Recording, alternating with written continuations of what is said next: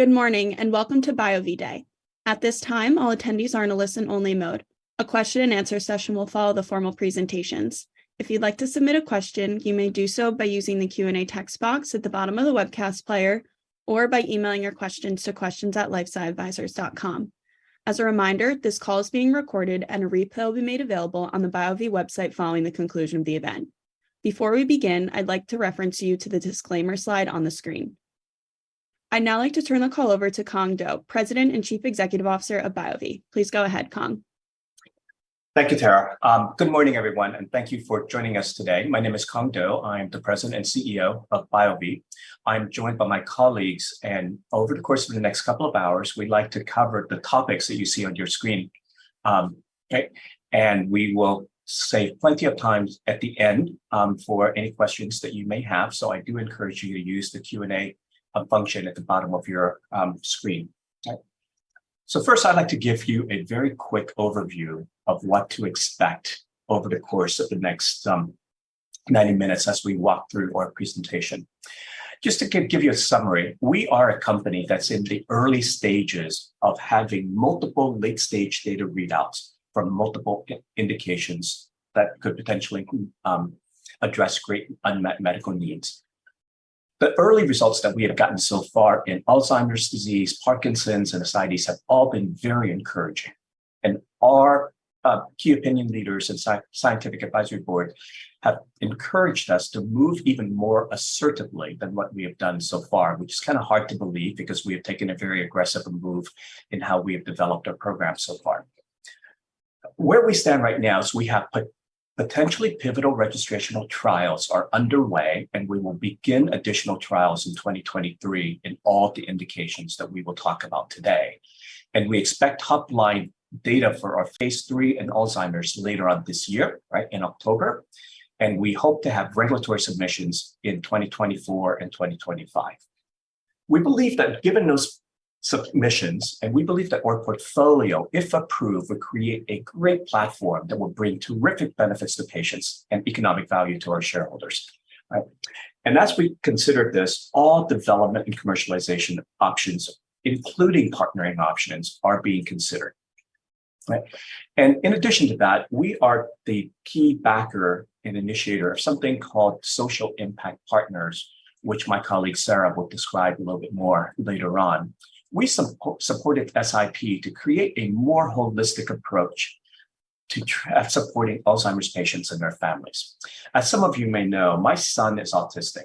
And as a result of that, I helped start Autism Speaks way back when. I founded a number of nonprofits in this space, including Perfectum Foundation, which works to train clinicians and parents in how to work with autistic kids. What I learned from all of that is you need to bring all the tools and surround the patient and the family to give them all the support that's needed. And that's what we're doing here, is we're applying that to the autism community. Right.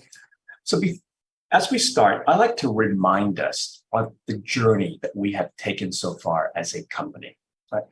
BioVie started with a single program in refractory ascites back in a time, and given the backdrop that the drug terlipressin, frankly, any drug, has never been approved in the US to treat ascites. So we are the pioneer trying to bring the first treatment to ascites to the US market. Our acquisition of Neuromedics brought us a whole family of assets, including NE3107, which then expanded our horizon, right? And as part of this effort, we have a team that came with us, Clarence Redding, Clarence Alum, essentially discovered 3107, and they've been working to bring 3107 to market as a treatment for diabetes. Right? And I must tell you the importance of that, because if they had sought out to develop a drug for Alzheimer's, they would not have found 3107. Right? It's the fact that they tried to develop for diabetes. They brought their understanding of systems, biologies, metabolic syndromes, and so forth, that brought the key insights that allowed us to understand the mechanism around 3107 and to recognize when that had applicability beyond diabetes. And that's why we are here today. And as a company, We are a small biotech company, and frankly, that gives us great ability to move quickly and to take risks, right? And we took a much more aggressive, assertive approach compared to what Big Pharma would do. As some of you may know, I was with Merck. If this asset were in Merck's hand, they would have taken a very different approach. What we did is that we proceeded straight to a potentially pivotal phase 3 trial in mild to moderate Alzheimer's disease as our first trial in Alzheimer's, right? We went straight to a phase 3 without having done a phase 2.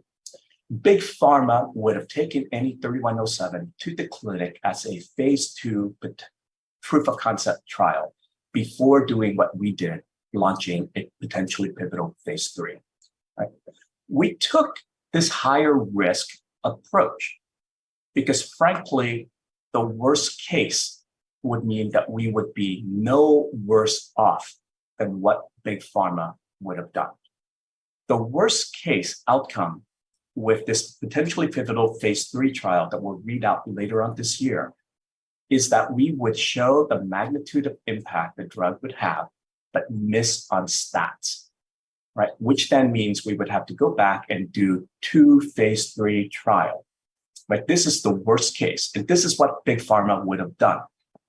By taking this more assertive approach, we give ourselves the possibility of a home run if it works the way that we hope it would, as if it works the way that we had modeled it out to do. We would have a phase 3, which then would allow us to accelerate the commercialization of this molecule by at least a couple of years. Right, so that's one way that we have moved more aggressively. Right? The second is that after we started the phase 3, we supported this exploratory biomarker phase 2 trial. And by doing so, it showed us that NE3107 reduced tau levels, which is a biomarker that the Alzheimer's community looked for, and it reversed the cognitive decline. This is a very important finding that essentially sets us up for some of the things that we will discuss with you today, right? And the other thing is that we have conducted a larger trial in Parkinson's disease than what was strictly necessary to deliver the drug-drug interaction study that the FDA requested. Since we hate to do a study to prove a negative when we are absolutely convinced that there would be no drug-drug interaction between NE3107 and levodopa, we conducted this trial to be slightly larger than just a DDI study in hopes of finding a first sign of efficacy in humans, as we found in non-human primates, right? And by doing so, we had a very surprising finding, right, regarding morning on time that was statistically significant. And that now fuels some of the things that we will be discussing with you today about how we move even more aggressively, which is the last point, which is the strong data that we have seen and strong guidance and counsel that we have received from our KOLs and SAB is leading us to be even more expansive with our aspiration than what we originally had planned. And that will show up in how we proceed forward. This is what we have disclosed previously regarding our Alzheimer's trial. You know that we have a potentially pivotal phase 3 trial underway in mild to moderate Alzheimer's that is expected to be completed by the end of third quarter.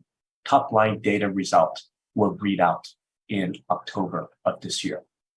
We have also planned to start a second trial for mild to moderate. We are now naming these trials Radiance. We expect to start the second phase 3 in the first part of next year for global registration. And under our default plan, we would file for registration globally in 2025, and then hopefully launch sometime in 2026. But as you also know, in certain indications where there are few therapeutic options, the FDA has been known to opt to give conditional approval based upon the strong results from a single phase 3 trial. And that's why we have these question marks here, right? There is a possibility, right? We are not planning on it. It's not our default plan, but it is a possible scenario that if we get the kinds of strong results that we hope to see in October, there is a possibility that we may engage the FDA in a conversation about conditional approval in the US based upon what we find. And what I'm going to reveal now is some of the additional trials we will launch based upon the strong findings that we have from our phase 2 in Alzheimer's. We will launch, hopefully by June of this year, what we call Radiance MCI, which is a study that will look in MCI or mild cognitive impairment patients. A trial that will run for 6 months, extendable to a year. And with this trial, it gives us greater flexibility from a regulatory standpoint and how we can bring this drug to market. If we get positive results from this phase 3, and if we get positive results from this MCI trial, it is possible that we can go and file for full approval in 2024 for MCI based upon the results of these trials. And in addition to that, we will launch a second Radiance 2 MCI trial early part of next year for global registration. So this opens up greater flexibility, gives the company greater optionality on how we bring Alzheimer's treatment to the world. Now, I'd like to move next to Parkinson's. Some of you have heard me say in the past that Parkinson's could be the first indication that we will launch as BioVie, right? Today, I'm changing that. I'm changing it based upon the strong results that we received from the phase 2 in Parkinson's and based upon the unanimous encouragement that we have received from our scientific advisory board to address the larger unmet need of treatment-naive Parkinson's patients and to essentially address what could become a much larger market over time. Right? So what we are planning to do is to launch a Sunrise, what we call our Sunrise trial.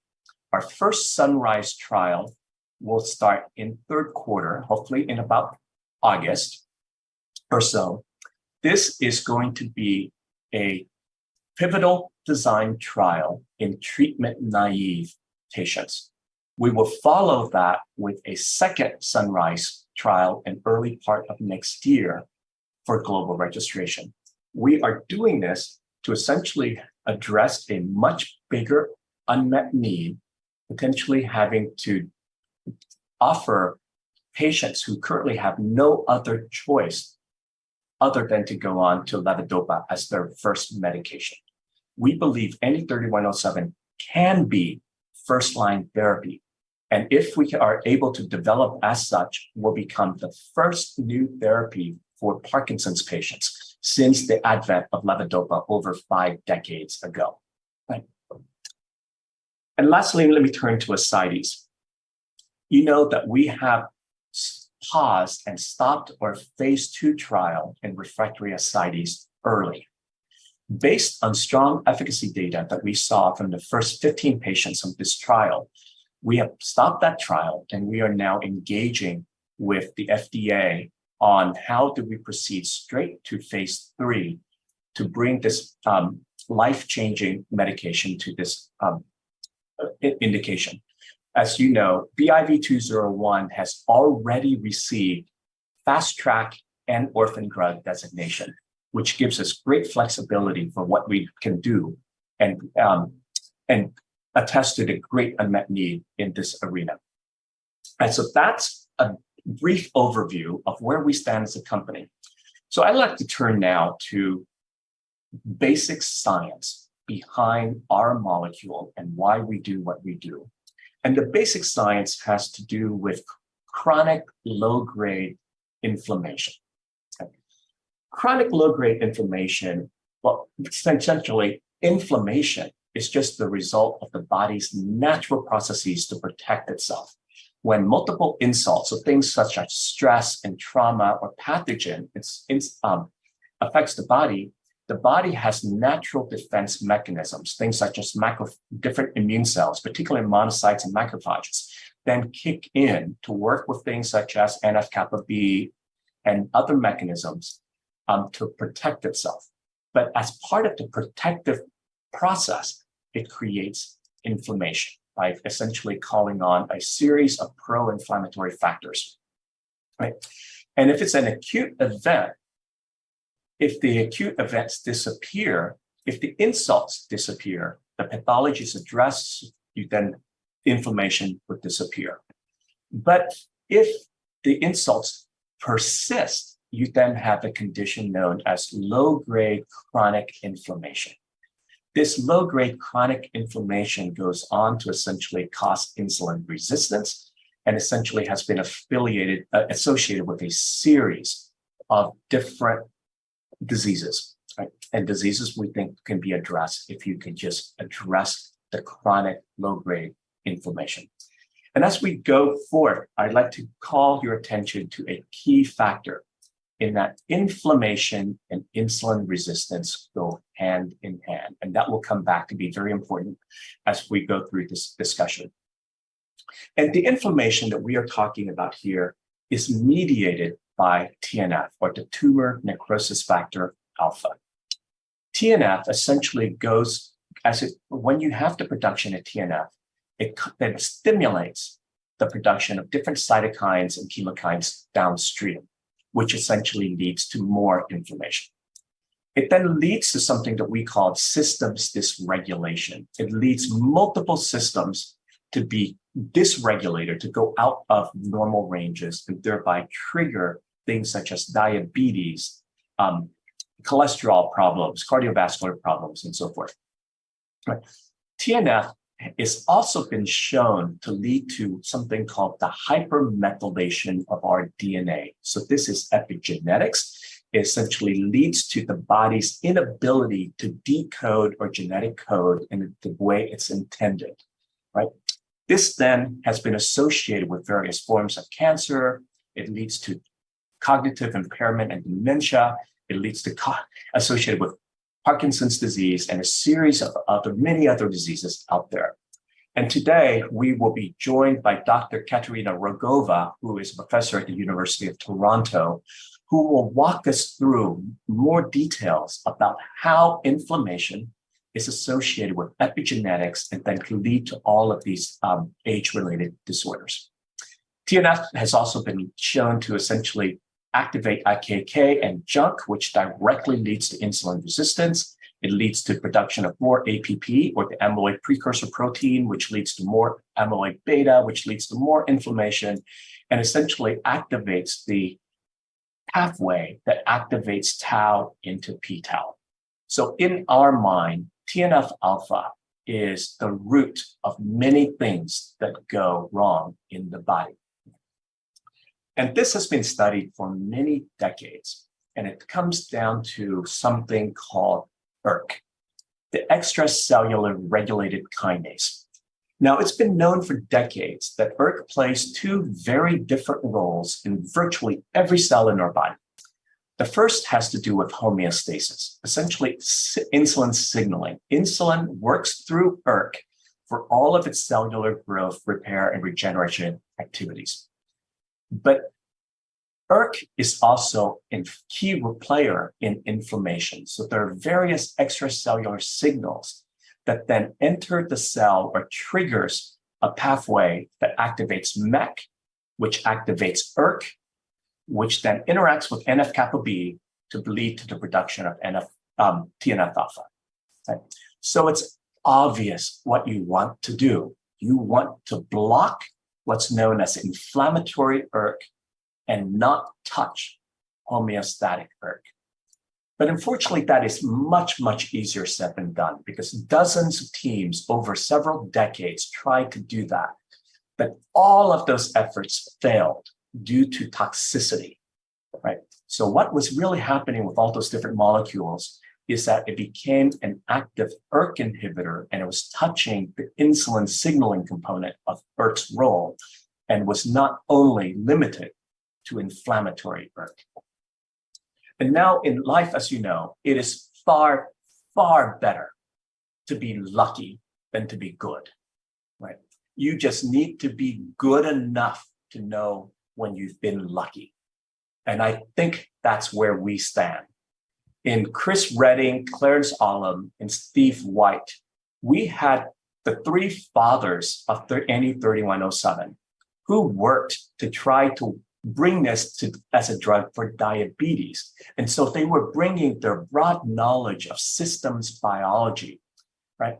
And recognize that the unique mechanism that NE3107 had. It turns out that NE3107 blocks the activation of ERK into its active form, something called phosphorylated ERK. And when you do not have pERK, you do not get the activation of NF-kappa B, and you do not get the production of TNF-alpha, right? So we just were good enough. Chris, Clarence, Steve were good enough to recognize when we were handed a gift in 3107. Now, this is a very simplified chart. I've often been asked, can you tell us a little bit more about how it really works? So for those who wanted a deeper conversation on inflammation, how does it really work, and how NF3107 fits in? So this is really what happens when inflammatory signals like A-beta, TNF, LPS, and so forth activate and work with the toll-like receptor 4, TLR4, and the TNF receptor 1, right? It triggers all these different steps. I'll let you read through at your leisure. Afterwards, this will become available at our website.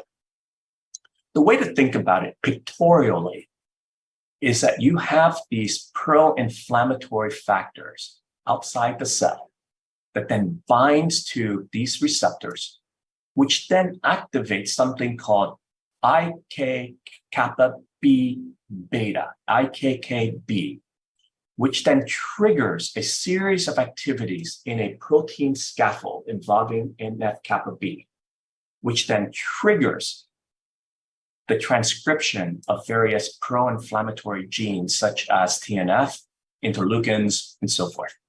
This is what happens naturally in our body, virtually every cell in our body, particularly monocytes, macrophages, and so forth, immune cells.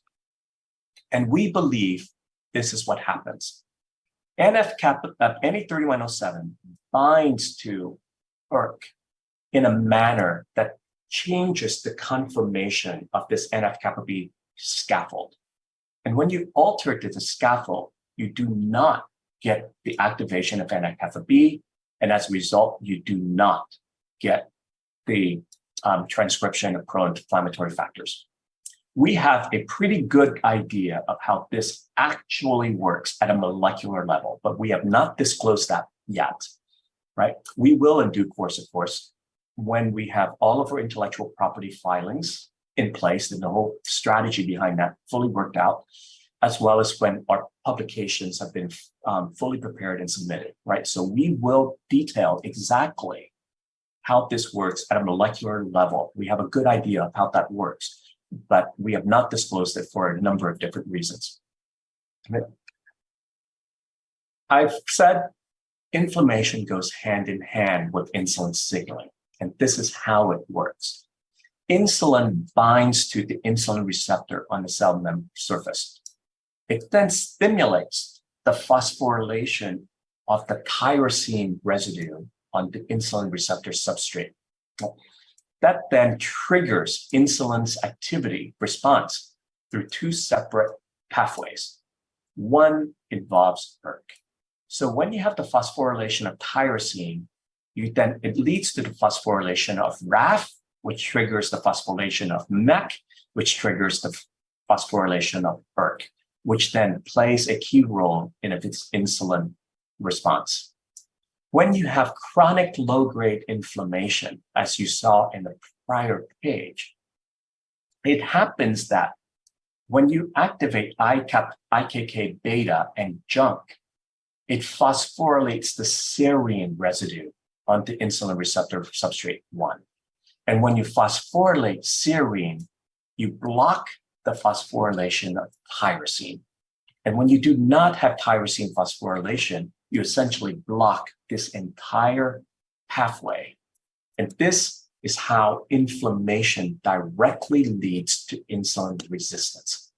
And like you saw in the prior page, by NE3107's ability to fit right here and block this pathway, we reverse the phosphorylation of serine, therefore freeing up the tyrosine site again for it to be phosphorylated naturally by insulin, right?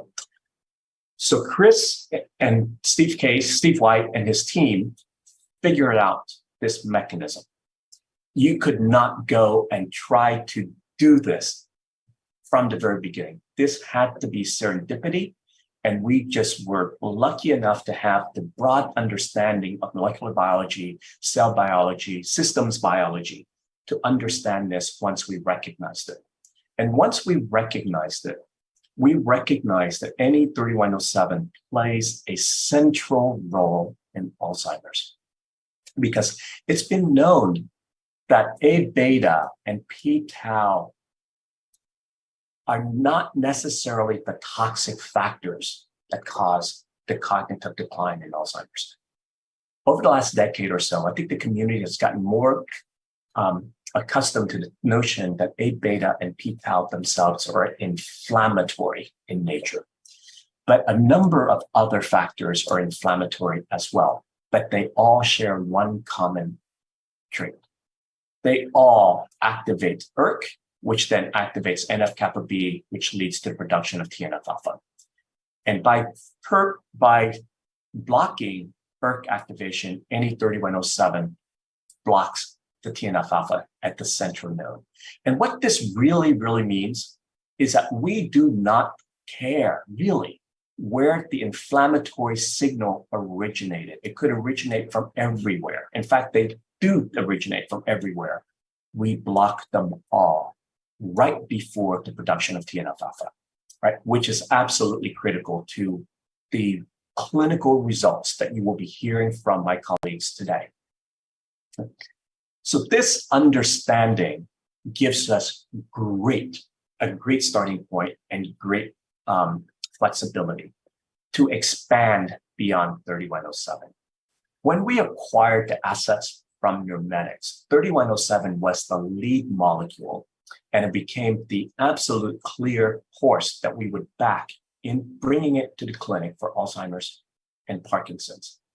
But what we have not disclosed before is that we have an entire portfolio of related molecules, one of which is codenamed HE3291. This sister molecule has an activity profile that is practically the same as 3107. So we have a natural backup. We have another molecule that we can go and use for other purposes. But I'm also very happy to tell you that we have been able to convince Steve White to join us in our company. Steve led the medicinal chemistry work, led the team that synthesized 3107 and 3291. And we are now resuming our discovery work to explore additional molecules now that we have a much better understanding of NE3107's mechanism of action. This allows us to use all the new science and the new tools that have emerged over the course of the last decade to allow us to discover and seek additional molecules that could be even better than 3107. Well, hard to believe, but we believe we may be able to find additional molecules that will be backups to 3107, could be follow-on molecules that we can launch after we launch 3107 for AD and PD. And we will be exploring additional indications in other diseases that we know are inflammation related. We have an idea of what it is that we want to do. We will communicate that in due course, right? So with that background in inflammation science, I would like to turn it now over to my friend and colleague, Chris Redding, who has been working on this now for 2 decades, more than 2 decades, to walk us through what we're doing in Alzheimer's disease. So Chris, over to you. Thank you, Kong. And good morning. I'd like to start with the results from our phase 2 exploratory trial in mild cognitive impairment and mild Alzheimer's. We have reported details of that at Clinical Trials for Alzheimer's Disease annual conference in December. And this was the first data set showing NE3107's impact on cognition, phosphorylation of tau, and on imaging biomarkers. We were also fortunate to gain information on the impact of NE3107 on the biological aging process. And this discovery has helped us to create a new program on epigenetics and longevity, and we'll discuss that briefly going forward. I'd also like to talk about NE3107 in our phase 3 program in mild to moderate Alzheimer's. We were able to fully enroll this by the end of February of this year, and now we expect the last patient visit in September, allowing us to provide top-line data readout in October of this year. In addition, as Kong mentioned, we are now developing the RADIANCE mild cognitive impairment studies, and we plan to launch the initial study in June of this year to focus on US registration in parallel with the results from the mild to moderate Alzheimer's study. And then, as Kong also alluded to, follow-on trials for global registration in mild cognitive impairment and mild and moderate Alzheimer's targeted for 2024. Next, please, Kong. So in our initial phase 2 exploratory biomarker trial in mild cognitive impairment and mild Alzheimer's, we included subjects 50 to 89 years old with decline due to dementia and a quick dementia rating score of 1.5 to 12.5, a clinical dementia rating score of 0.5, which would be mild cognitive impairment, or 1, which would be mild dementia. There were some subjects that were actually rated as 2, which is moderate dementia. And so we've analyzed the data for both the per protocol group, which would be MCI and mild dementia, and all subjects. We did exclude subjects that had a severe vascular dementia as a cause of their dementia from this study. So we were trying to focus on a non-vascular dementia. So 23 subjects received NE3107 20 milligrams twice a day for 3 months. This was an open label study. It was not placebo controlled. We will do our placebo control study now in RADIANCE 1 MCI. We did look at what we might expect in the upcoming study in terms of changes from baseline assessments for neuroimaging using magnetic resonance spectroscopy, cerebral blood flow, anatomical imaging, blood oxygen level dependent imaging, and diffusion tensor imaging. We also looked at the clinical assessments, then mini mental state exam, ADS Cog12, the Montreal cognitive assessment, the quick dementia rating score, and clinical dementia rating, and the Alzheimer's disease composite score. In addition, as Kong mentioned, we looked at biomarkers in this study, focusing on plasma TNF-alpha and in the cerebral spinal fluid on changes in amyloid beta 42, phospho-tau, and the phospho-tau amyloid beta 42 ratio. And in addition, using magnetic resonance spectroscopy, we were able to measure changes in brain glutathione. Glutathione is the major antioxidant protein in the brain. Next, please.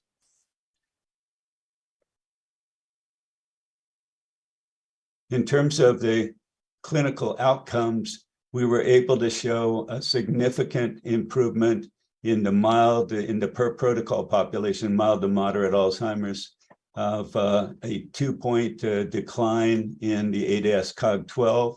We showed a numerical improvement in the Montreal Cognitive Assessment, a significant improvement in the Quick Dementia Rating Score, a significant improvement in the clinical dementia rating, and a significant improvement in the Alzheimer's composite score. In addition, subjects were rated by the clinician, they rated themselves, and their caregivers or study partners rated them as well for the global rating of change. Did the subject get better after 3 months treatment of NE3107? And the result was that there was an improvement in all subjects and in the per protocol population, almost 3-point improvement out of 5 possible score for the global rating of change. Next slide, please. We also looked at changes in biomarkers, and we were able to see decreases in TNF alpha, a significant decrease in cerebral spinal fluid phospho-tau, and a significant decrease in CSF phospho-tau to AB 42/40 ratio, which is what the Mayo Clinic, who did this analysis, recommends as the best understanding of improvement in those biomarkers.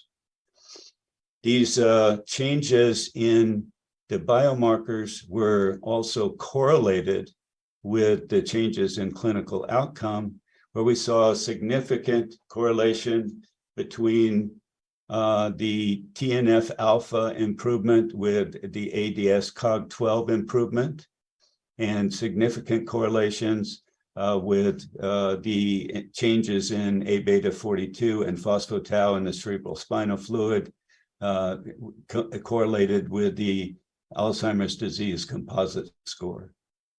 Next slide, please.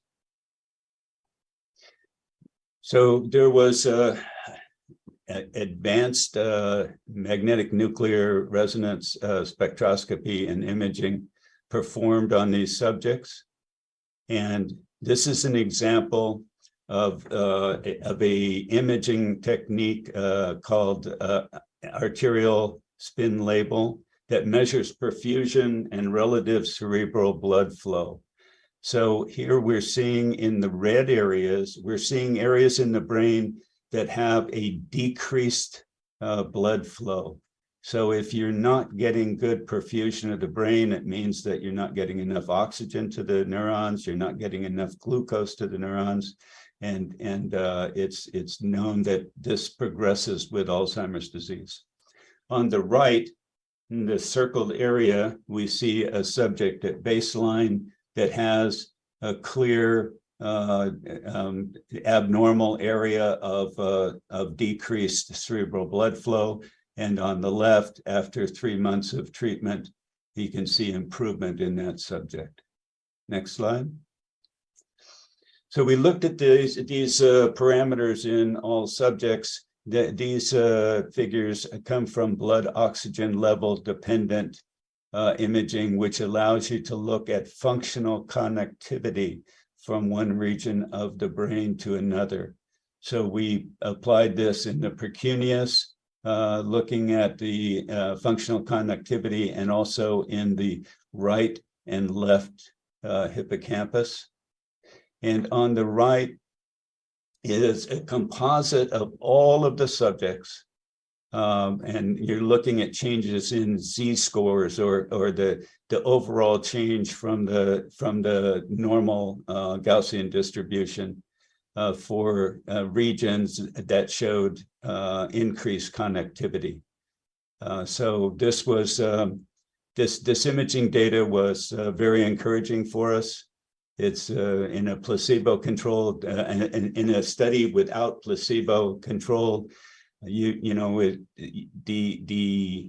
placebo effect can impact clinical outcomes, but to see changes in biomarkers and imaging gives us more confidence that this is something that's the drug is responsible for. Next slide.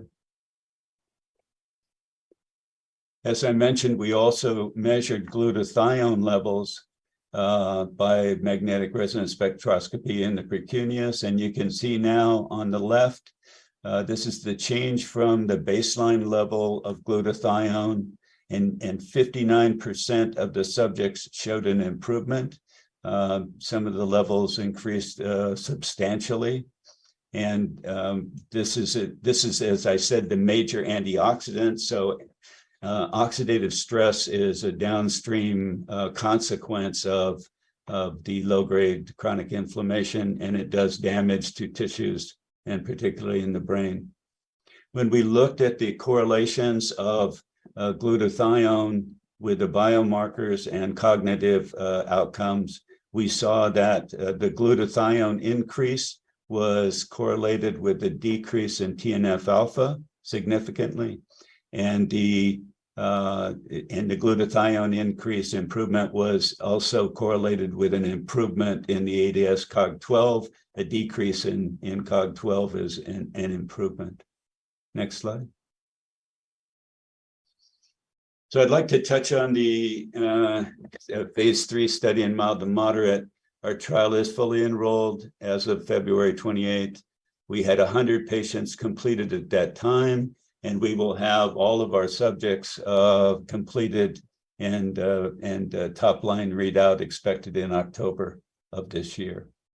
The trial continues to have a good safety profile and low discontinuation rate.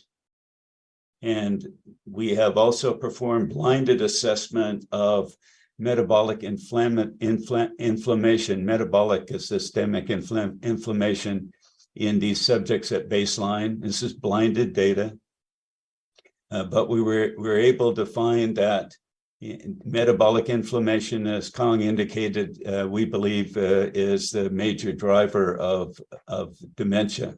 And we were able to show these changes not only in amyloid beta positive and ApoE4 positive subjects, but also in those subjects that are negative for those biomarkers, but are still have the same level of dementia coming into the trial in terms of the inclusion criteria for the clinical dementia rating, sum of boxes, and for the mini mental state exam.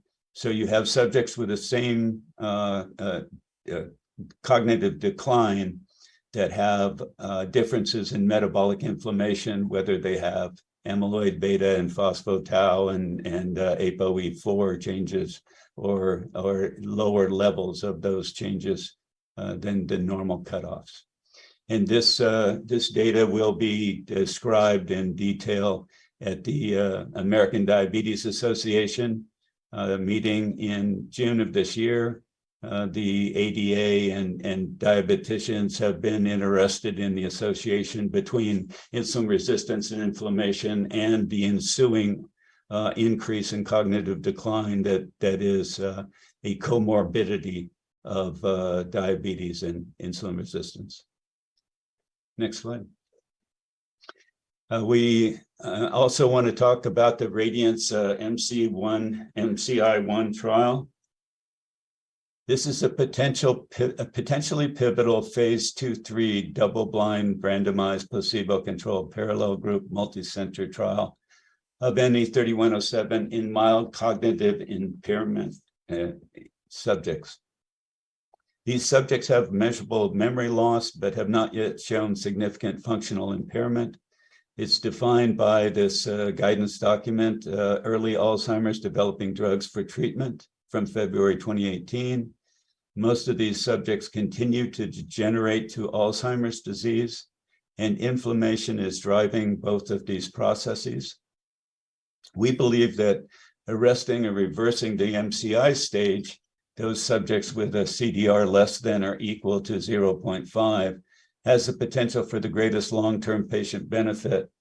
And this concept is shared with many publications in the field, indicating that anti-inflammatory insulin sensitizers probably have their best activity earlier in disease and in terms of preventing the decline rather than trying to rescue after much more damage is done.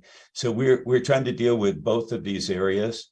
Our phase 3 study in mild and moderate Alzheimer's, but also going earlier, trying to slow the progression, potentially slow progression of the disease in mild cognitive impairment.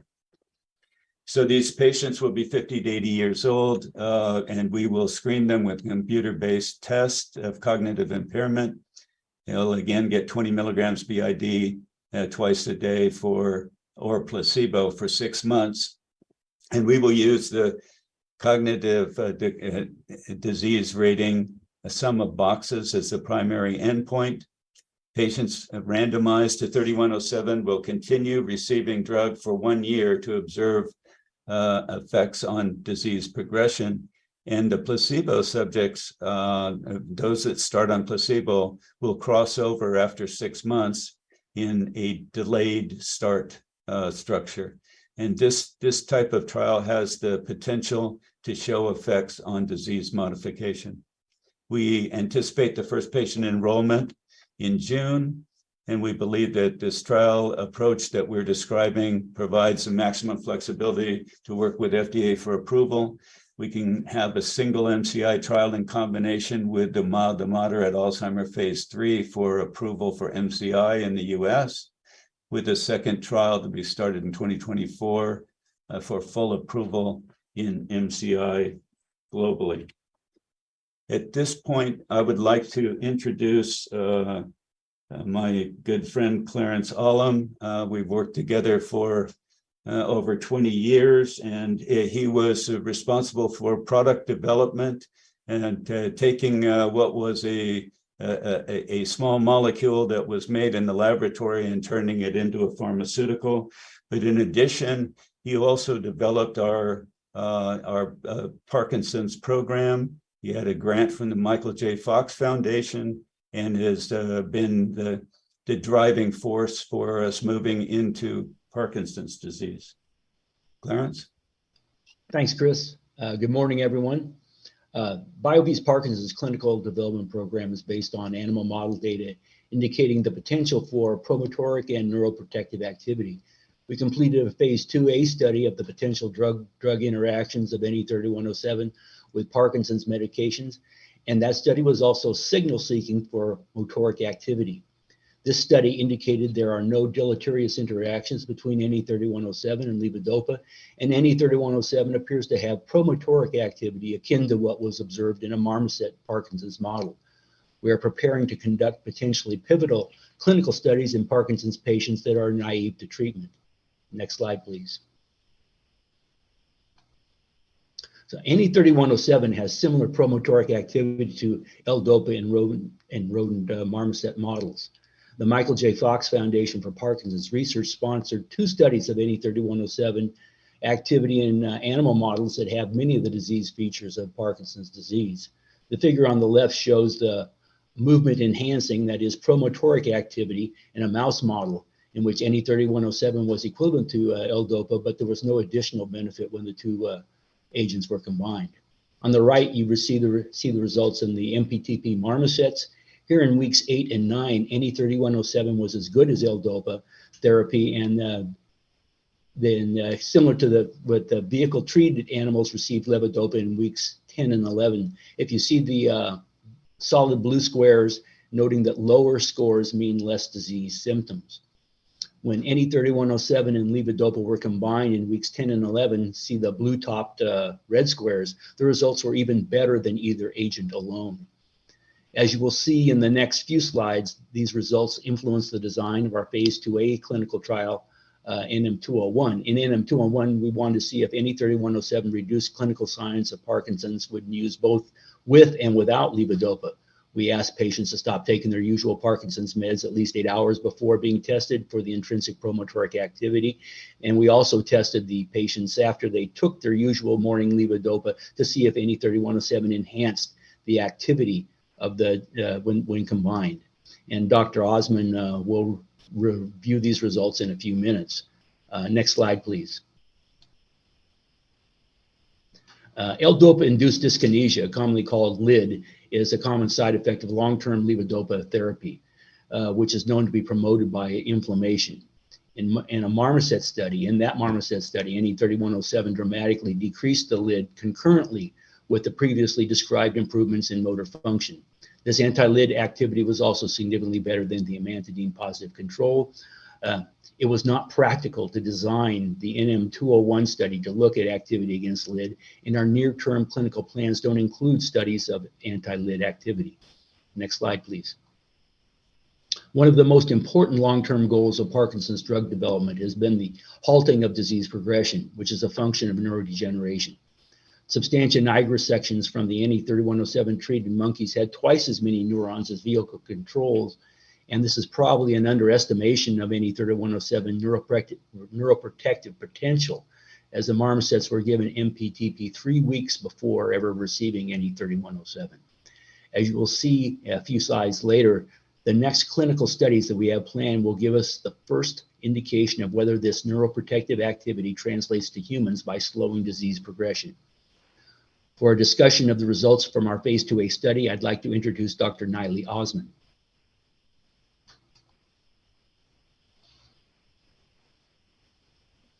Thank you, Clarence.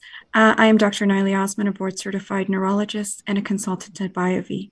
It's my pleasure today to review with you the Phase 2A NM201 study, which was a randomized double-blind placebo-controlled study of NE3107 in patients with Parkinson's disease on levodopa treatment. The study had a duration of 28 days and used a dose of 20 milligrams POBID. The main objective of the study was to support future studies for 3107 in Parkinson's disease. This study was primarily designed as a safety and drug-drug interaction study to help confirm that 3107 does not interfere with the activity of levodopa, which is the primary therapy for Parkinson's patients who are experiencing motor symptoms severe enough to require this treatment. The NM201 study was not powered for efficacy, but for the purposes of possibly detecting an efficacy signal in humans, which was seen in the marmoset study, efficacy data was collected and analyzed. One of the most used scales in Parkinson's research is the Unified Parkinson's Disease Rating Scale, commonly referred to as the UPDRS. The scale has 4 parts, and is part 3, which is often utilized to assess changes in motor symptoms. For the purpose of this talk, I will refer to it as the part 3. The part 3 score is rated by experts in clinic. The higher the part 3 score, the more severe the motor symptoms. Thus, a reduction in part 3 score signifies improvement of Parkinson's motor symptoms. Next slide, please.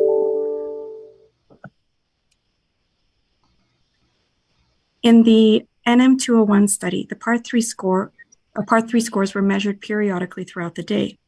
Patients were asked to not take levodopa overnight and to present to the clinics in the off state, which is when patients have the greatest motor impairment due to their Parkinson's disease. This is in contrast to what is termed the on state, when patients are at their optimal motor functioning. The part 3 scores were also measured at various time points after the patients were asked to take their prescribed levodopa dose.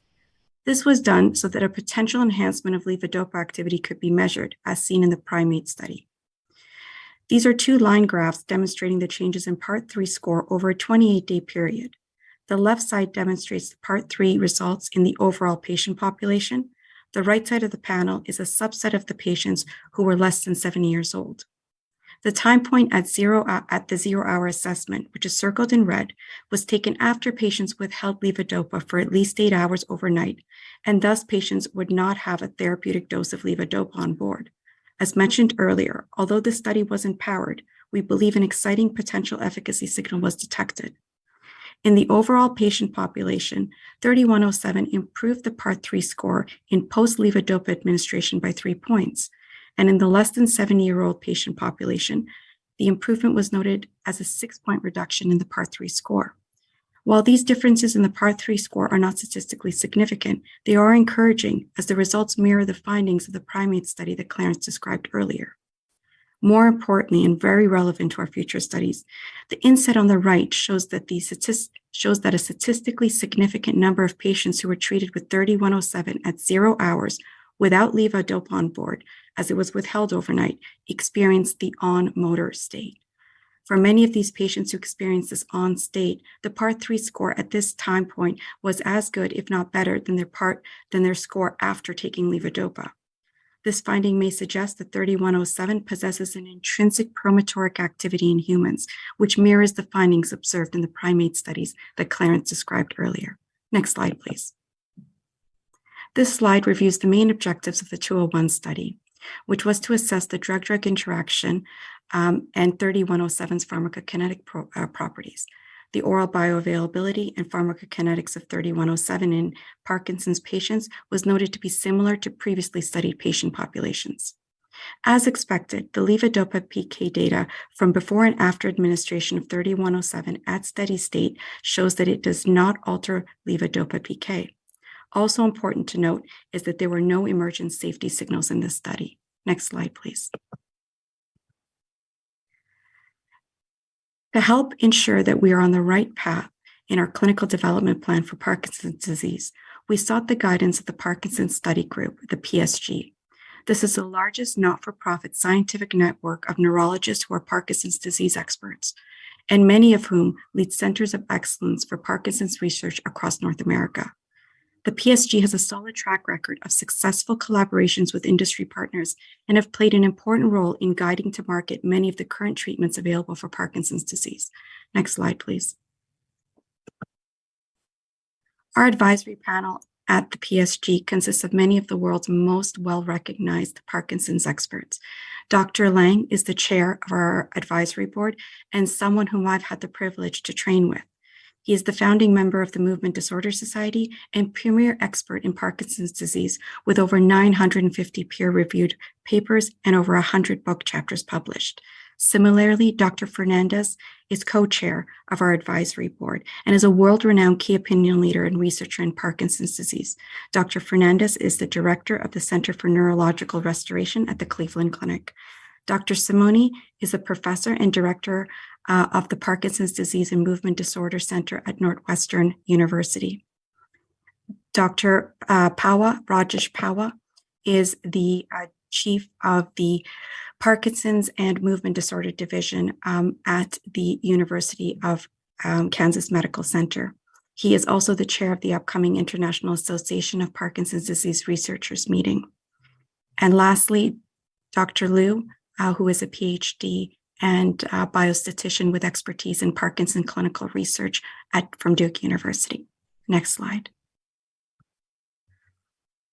BioVie held an intensive PSG advisory board meeting to review in detail the data for 3107. The PSG members expressed their enthusiasm for BioVie to continue with the clinical development plan for 3107 in Parkinson's. In particular, the PSG experts unanimously recommended that the company accelerate plans to explore the potential efficacy of 3107 in levodopa-naive Parkinson's patients, as there is a significant current unmet need. And with that, I will turn it back to Clarence to review BioVie's upcoming clinical development plans for 3107 in Parkinson's disease. Thank you.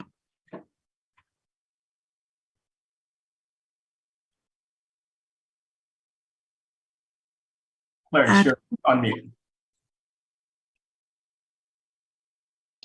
Sorry about that.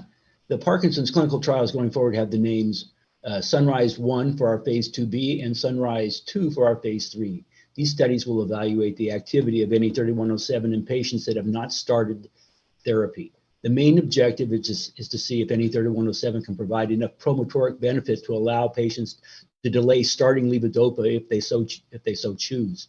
Our neuroprotective data in several animal models supports the belief that this symptomatic benefit will be accompanied by slowing disease progression in this time period when the patients will benefit most because their motor function is still relatively good, and thus maintaining them in that state longer than if they had not received NE3107. Sunrise 1 will enroll 100 patients and Sunrise 2 will enroll 200 patients, which is the main features of both studies are the same in terms of the treatment. Both will have 20 milligrams twice daily or placebo, which is the same dose used in our phase 2A study, and it's the same dose that we use on our ongoing Alzheimer's phase 3 study. For both the studies, the primary endpoint will be the change in baseline Part 3 scores, and this will be measured after 6 months of treatment. The secondary endpoint is the Parkinson's disease activity of daily living scale. In both studies, the patients will be able to take rescue medication if recommended by their doctor. For patients, an attractive feature of both studies is a 1-year open label extension after 6 months of placebo-controlled treatment. This means that all patients, including those that receive placebo during the first 6 months and wish to remain on study, will receive at least 1 year of active treatment. This open label extension will give us our first look at the potential to slow disease progression. We're planning to start enrollment of the phase 2 in the August to September timeframe of this year, and the phase 3 will start early next year. It's designed to enroll 200 patients, but we will adjust the size if needed using the results from the phase 2 of identical design to guide us in terms of what we need to achieve statistical significance. Next slide, please. Other secondary endpoints of both studies are the time to initiate rescue therapy and the Parkinson's sleep scale.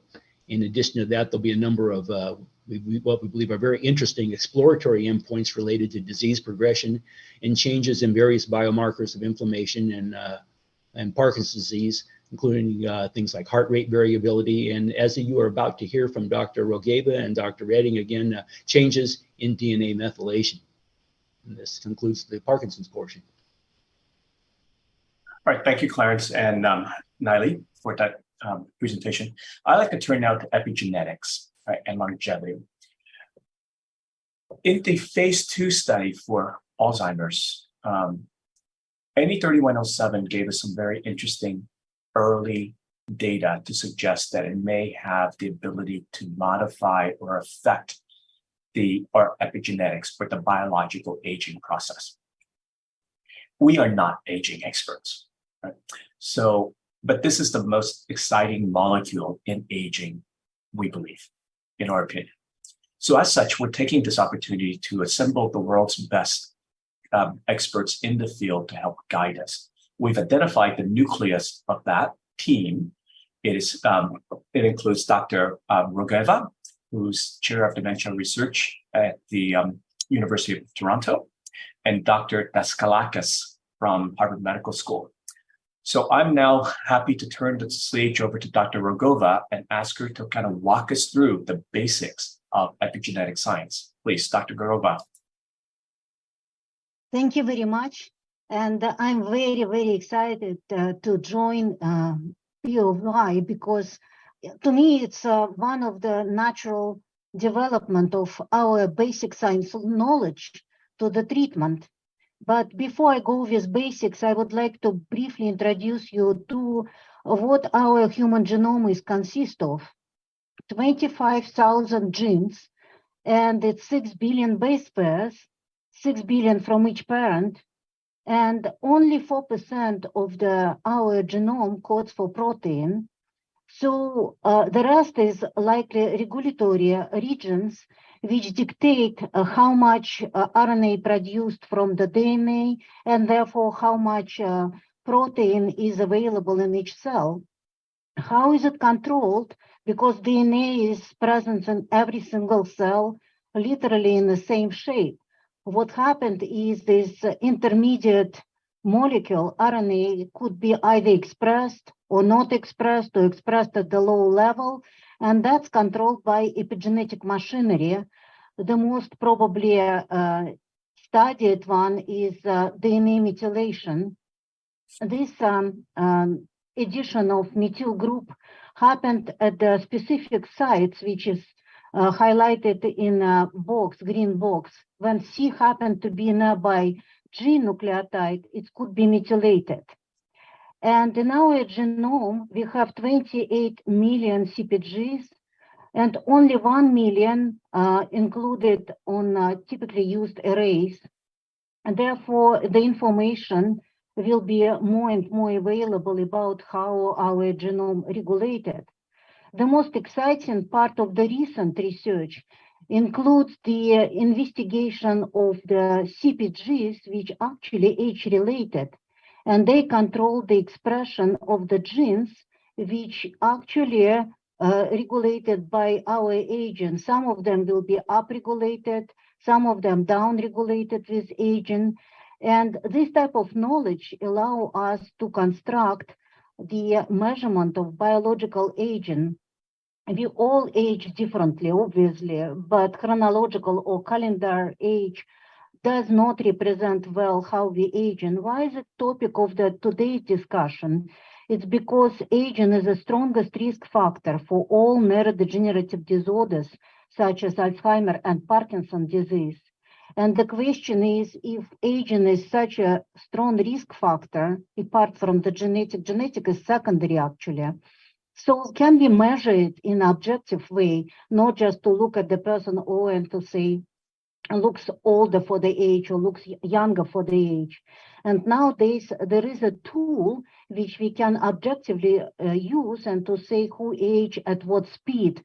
And that's very exciting because my lab and other labs published that the accelerated epigenetic aging actually linked to the onset of the Parkinson's disease and Alzheimer's disease. So it all has to be studied. The main question is what could be actually used to slow down biological aging. And there are papers saying that diet and exercise can do it, but so far there are no actual specific drugs which were tested in this regard, and hopefully Chris will present very exciting data. For me, it's one of the most interesting study I ever was involved in. Next, please. So a little bit more words what this exciting area of research of biological aging means. So there are a few DNA methylation clocks published, and actually, all of them could predict capacity for aging phenotype or health span. When we age, some subset of the genes could be hypomethylated, and it would lead to upregulation of particular gene presented in green part of the diagram. And we can start with highly methylated when we are young, a particular gene, and then when we age, it could lose methylation. That's what we can measure. And down regulation obviously could start from hypermethylation, and then with age, it goes up, therefore, gene silence. But it's gene by gene. What this biological clock can measure, it's multiple genes together. So DNA methylation clock are based on cumulative assessment of methylation level of many age-related CPGs. Sometimes it's as little as 5 genes, but more recent epigenetic clock involved few hundred genes. So it's of course sophisticated software involved, but it's all doable. And currently, next slide, please. We have 15 DNA methylation clock reported. And a while ago, I did the review. This is part of my picture from my review. It's just a satellite view, what kind of clock you can select based on your particular interest. My lab study a clock called multi-tissue clock because it's provide information, similar information, how tissue age in the brain, in the blood, and that's what we study for Alzheimer and Parkinson's disease. I know that some people prefer to study, let's say, blood composition in aging, and Chris will give you first maybe very exciting data on the clock he chooses to study. But altogether, I would like to conclude that there is a dogma, used to be dogma, that our genome is inherited from parents, and that's what we have when we die. In real life, we die with very different genome based on, of course, somatic mutations, but also based on epigenetic changes. And we have full circle from the being born, get through the healthy stage, go to disease and death. The question is, can we slow down this epigenetic clock? Are there such substances which could actually help us to age more slower? And that's with this, I would give stage 2 decrease. Thank you, Dr. Rogeva. We were very fortunate in our initial mild cognitive impairment Alzheimer's subjects trial to obtain data from the Epigenetic Clock Development Foundation.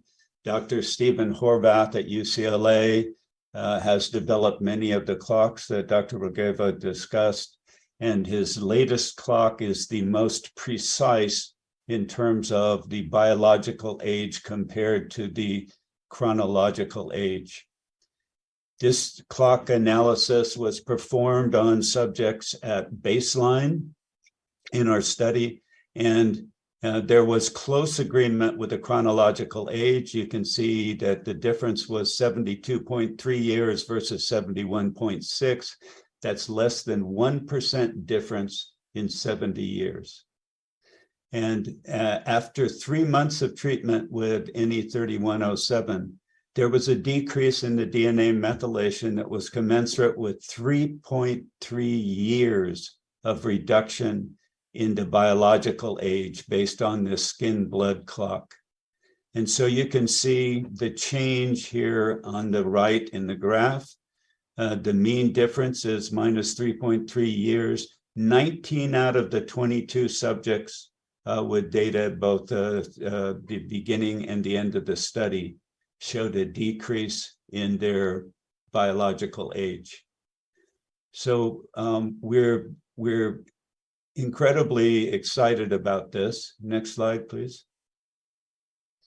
And we are presenting additional results of NE3107 modulation of DNA methylation that's related to immunomodulatory cells, endocrine mediator expression, and their correlates at the Alzheimer's Association International Conference, AAIC, in July of this year.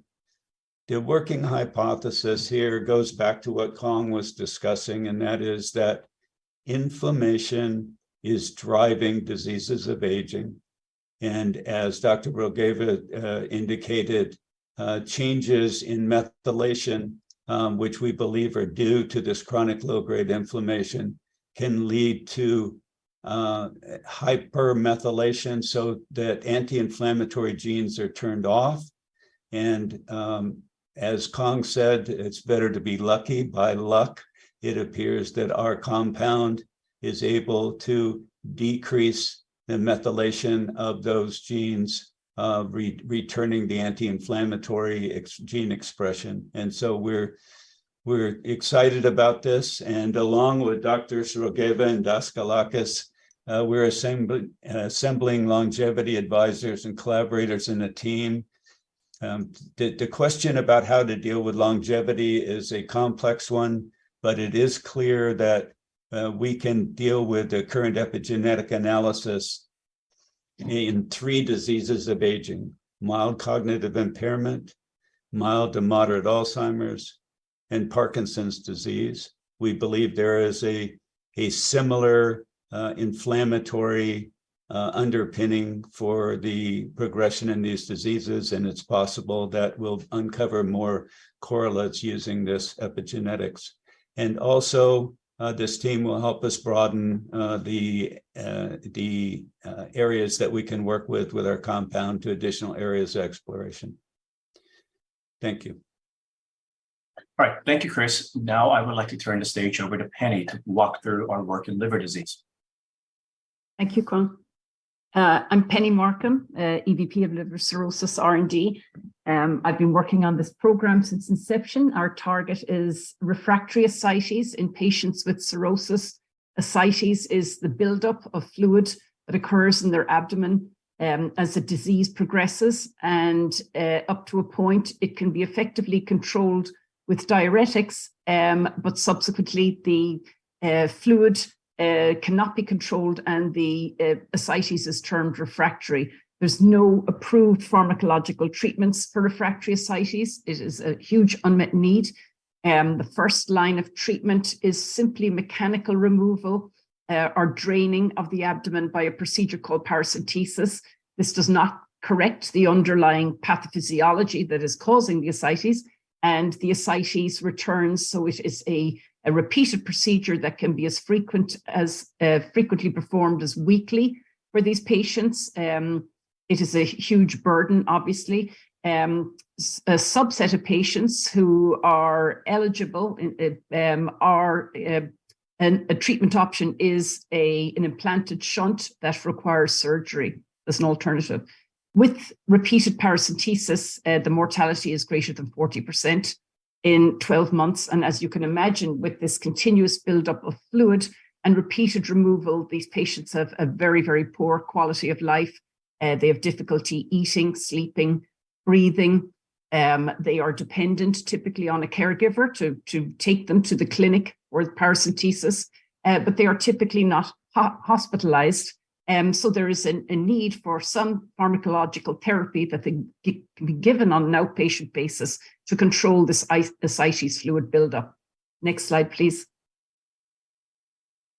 So the underlying pathophysiology of ascites is a result of cirrhosis in the liver, preventing blood flow through the portal vein, leading to what's called portal hypertension. And this results in the release of these vasodilators into the blood around the splanchnic area or the intestines. And these blood vessels dilate. And as a result, blood pools there and the body perceives that it has lost blood volume. There's a low arterial blood pressure and poor perfusion through the kidneys.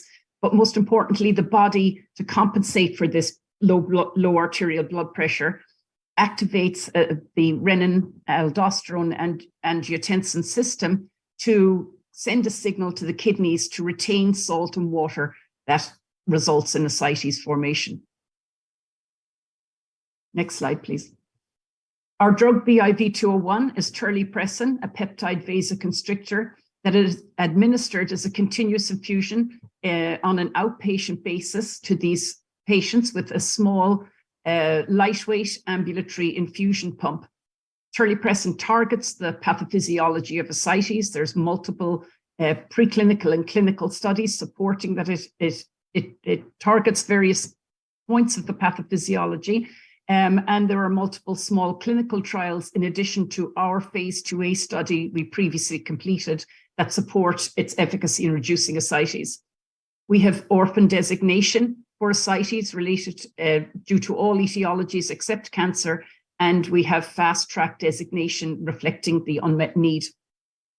We've received a number of questions of the impact on the recent approval of terlipressin last year for the treatment of hepatorenal syndrome and the impact on our program. Terlivaz is actually approved for a different indication in hospitalized patients with an acute condition called hepatorenal syndrome, which is a rapid form of kidney failure. For this indication, terlipressin is administered in conjunction with daily albumin.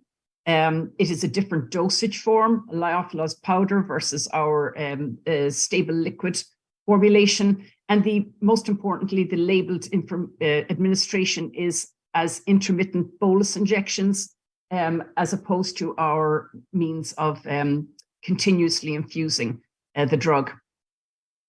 Terlivaz is restricted to the hospital setting. It does have a black box warning for respiratory failure.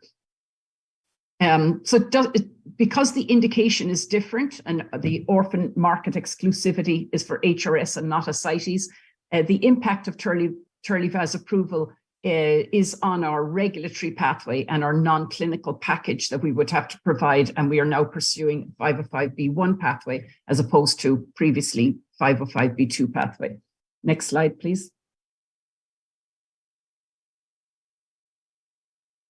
In our phase 2B trial, which originally targeted 30 patients with refractory ascites requiring 3 to 9 paracenteses in the previous 60 days, we have paused enrollment, having enrolled 15 patients, 2 to 1, 10 patients randomized to BIV201 and 5 patients randomized to standard of care. These were patients with advanced cirrhosis reflected by their MELD sodium score which is an average of 17.7, and their Child-Pugh score of 8.7. 5 of the patients randomized to BIV 201 completed 2 of the 28-day treatment cycles, and 5 discontinued treatment during or at the end of cycle 1. Next slide, please.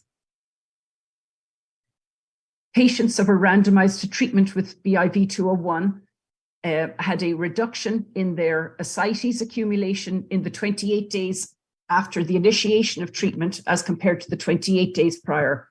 There was a mean reduction of 34% in ascites accumulation, with 5 out of 10, or 50% of those randomized to drug experiencing at least a 40% reduction in ascites, which was significant. In the standard of care arm, those patients had a slight increase in ascites accumulation, with none of the patients experiencing a greater than 40% reduction. The difference between the BIV treated group and the SOC group was significant. Next slide. If we look at the groups comparing those who completed versus those who discontinued treatment versus the standard of care only, those who completed 2 cycles of treatment had a 53% reduction in ascites volume, whereas those who discontinued treatment had only a 15% reduction. And as mentioned previously, the SOC group had a slight increase. This was significant.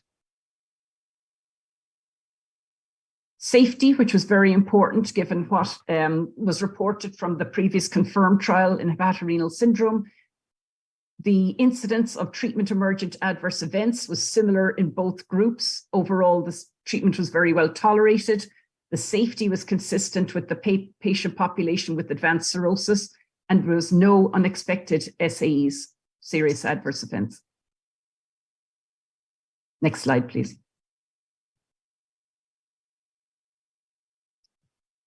So with this early data from the phase 2b, which is open label, allowing us to look at the data at this point of the trial, the treatment resulted in a reduction in ascites.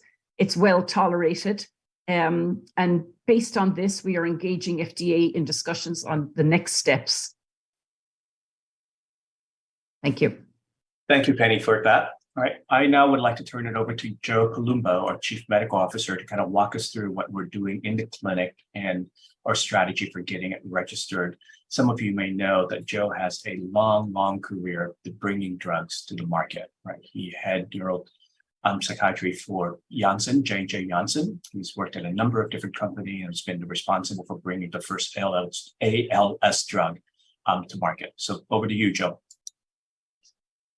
Thank you, Con. So I'm going to go over these slides, but I think we've seen almost all of this already. And the purpose here is to go as quickly as we can to give us the maximum amount of flexibility and to implement rapidly. So again, our clinical program in Alzheimer's does create what we believe to be the maximal opportunity for optionality and opportunity for approval. You can see on the table here that we're moving forward in mild to moderate, while also moving forward in a new program in MCI. These will give us rapid studies, and we believe strong opportunities for potential paths to approval. We will investigate conditional approval based on strong clinical functional objective results in phase 3. There is the possibility for regular approval in a broad indication in dementia, potentially MCI all the way through moderate based on a combination of positive outcomes. And certainly we would look at moderate approval in mild and moderate AD from US and global phase 3 trials to come in mild and moderate. Next slide, please. You've heard about what we're planning to do in Parkinson's. This has been remarkable news to us from our experts who said we really think there's an opportunity to be the first treatment that patients would receive, particularly relevant because the therapies that are currently provided do have adverse events, which can become quite bothersome over time. So our 2 studies now, both Sunrise 1 and Sunrise 2, are designed to serve as pivotal studies. As you've heard, we're going to look at the UPDRS motor scores at 6 months, extension to 18 months, potentially here to demonstrate disease modifications. We're trying to do a lot here. Sunrise 1, an adaptive design, and Sunrise 2 will be modified if necessary based on what we learn in Sunrise 1. So again, we're trying to be very efficient here and very pragmatic. Next slide, please. Our ascites program is much more straightforward. We paused the phase 2b based on what we saw to be overwhelming efficacy. The findings were statistically significant. Patients are showing a reduction in ascites fluid, which was what we intended to do. And we have initiated discussions with FDA on finding our best and most efficient path forward. Next slide, please. That is it. Thank you, Joe. Good. So I'll just spend a minute trying to answer some of the questions that we have received about how are we thinking about bringing this to the market. Right, the short answer is all options are on the table and are being considered. Right, that is the only right thing to do. We are not making any particular presumption about whether or not we are going to develop this ourselves, commercialize it ourselves. We are certainly entertaining partnering, and I've been on record to say that we have had initial partnering conversations with some number of companies. Some global companies are interested in a global collaboration, right? And others have been voicing interest in certain geographic rights. Most of the companies we've spoken to so far are intrigued by the mechanism and are keeping a very close eye on this. Right, but as you also know, there is just a graveyard full of promising Alzheimer's phase 3 programs that ultimately fail, right? And that's the reason why many of these companies are just basically waiting for our phase 3 data to read out later on this year and want to re-engage in much deeper conversation at that time, right? So we are doing what we can at this point in time of one, educating everyone on the mechanism and the basic science and the data that we have gotten so far to prepare the road for essentially when the data reads out. We can always go alone, of course, right? But partnering is potentially the best opportunity to very rapidly bring these advancements to the market for our patients. Now, I've also been asked a number of times on what's the commercial potential for this. We have not spoken very much about commercial potential in the past because, frankly, we just wanted to make sure that we get the clinical trials done. But since I've been asked multiple times, so let me take a moment to try to answer some of that. In the US alone, we believe BIV 201 for the treatment of ascites could reach $1.6 billion in peak sales. Right, so this is based on a WAC or weighted acquisition cost, or essentially our selling price of $45,000 a year. We believe we can reach 45% market penetration, launch this in 2026, and reach peak sales by 2032. At that point in time, this could become a $1.6 billion drug in just the US alone. Right. In Alzheimer's, the way to think about it is that for every million patients treated could generate $30 billion in annual revenues for any 3107. We believe that doesn't take too much effort to believe that, right? That would lead to about a 15% penetration of the market in the US. There are over 6 million patients diagnosed with Alzheimer's, unfortunately, in the United States. So 1 million will represent a small fraction of that, generating a very large value number for the company and our shareholders. And this is based on a selling price of $30,000. Some of you have heard me say repeatedly that we are going to do the responsible thing to make this accessible to the home market. And we believe $30,000 is a very responsible price in how we would commercialize it if we go alone, decide the pricing, and so forth. This would be a significant discount or a fraction of the cost that the market or patients currently have to bear with the most recently approved drug for Alzheimer's, being lecanemab. Lecanemab is being priced at $26,000 a year, but the all-in cost for the healthcare system is multiples of that. Because lecanemab is a monoclonal antibody that has to be infused. So there's infusion cost that has to be factored in, and the infusion could be every 2 weeks, every month or so. And on top of it, because of the safety concern with monoclonal antibodies, there are frequent monitoring and scans that have to be conducted due to brain swelling and concerns around aura and so forth. We do not have to worry about any of that. BIV 201 is a small molecule that patients take twice a day. In clinical trials to now, has been shown to be safe. There's been no difference in the adverse effects for any 3107 compared to placebo arms, right? And in our trials so far, we have just not seen AEs. So we believe this will lead to broad market access and handsomely reward our shareholders who support us on this journey. And in Parkinson's, again, similarly, we would price it at $30,000 a year. So for every 100,000 patients treated would lead to $3 billion in annual sales. There are over 1 million Parkinson's patients that have been diagnosed in the United States alone. So this would lead to a relatively small penetration number, right? So these are very, very conservative numbers, right? Given how we believe the drug will perform and the unmet need that is still out there. Where we stand is that we currently have $44 million in the bank as of the end of February. And we believe these resources are sufficient to fund operations throughout the year, and we can make it extend into 2024 if necessary. So with that, and recognizing that we are running a bit late behind schedule here, let me turn it over to my friend Sarah Hoyt to walk through what we are doing in social impact.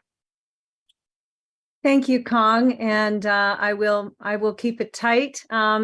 For a moment, I think it's just important to realize that as a company, and I am the Chief Social Impact Officer, and not every company has a Chief Social Impact Officer. I think we at BioVie are really focused on the larger mission of being very patient and family-centered, and also really believe wholeheartedly in working with the larger community to solve the problem, and to be collaborative and to raise awareness and to try to increase funding. Just for a moment to bring it personal, because I know on this call we have hundreds of people, and bringing it back to the why. Why are we all here? Why are we doing this? If we just look at Alzheimer's alone, it is one of the more staggering and significant health crises of our generation. And it affects over 55 million people worldwide, obviously not just the US, but more than that, the caregivers and the families and the entire population who's affected is really staggering. So as we work on the disease, and as in my role, as we try to increase awareness, and as we try to involve families in the clinical trials, which is so important for our company and every company, we really believe that being part of the larger global community focused on this and taking a leadership role is really essential. And so in my role, not only do we partner with many of the other large for-profits and nonprofits and serve on boards of Us Against Alzheimer's and Caring Kind and Healthy Action Aging committees, but we've also founded a nonprofit called Social Impact Partners that really puts BioVie and all of us at the center of trying to bring collaboration, awareness, and funding to the mix. It's very exciting what's happened. And again, in the interest of time, anyone who wants to follow up can find us both at the biovpharma.com, but socialimpactpartners.com. But if you just look at a few of the things we're doing really quickly that are important, is we have brought together already a global coalition of some of the more influential and active members in the private sector, public sector, around trying to solve Alzheimer's and dementia. And there's 60 global consortium members already in Social Impact Partners. and over 23 universities and graduate school programs involved. So one of the things that we believe fundamentally in solving the problem is that we have to engage not only in a collaborative dialogue to solve this, but we also have to, and working together, we have to engage a younger generation and really get the innovation and resources of a new generation in the fight. So we've also formed a youth board as part of our work. And we've already initiated several significant programs, one of which is a speaker series. What we know and what we can do about it. You've heard from a number of players on the phone call today about epigenetics. And the interesting and exciting thing is we work passionately on the science is about 70 to 80% of what happens to us is what we do every day. So focusing on the other pieces of epigenetics and letting families and players know what they can do to impact their health and their brain health. We've also launched a global Olympics and a business plan contest to try to bring new innovation, funding, and ideas to the overall mix.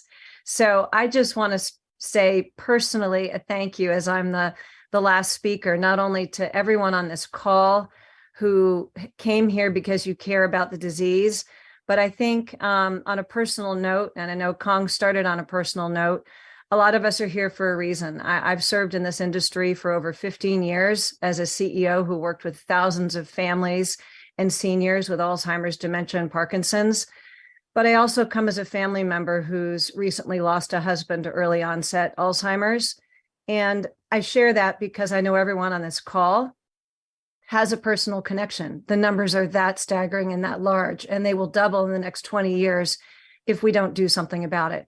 So we are firm believers that we can be a leader in the entire marketplace, that we have a really important and different solution as we focus on inflammation, and that together, if we really embrace the larger community, we can solve this together. So thank you very much, and I'll turn it back to Kong. Thank you, Sarah. So let me just recap and summarize. Hopefully you took away from the last 90 minutes that we are a company that has what I believe is the most exciting portfolio in biotech today. We have top-line data results expected from our Alzheimer's phase 3 in October.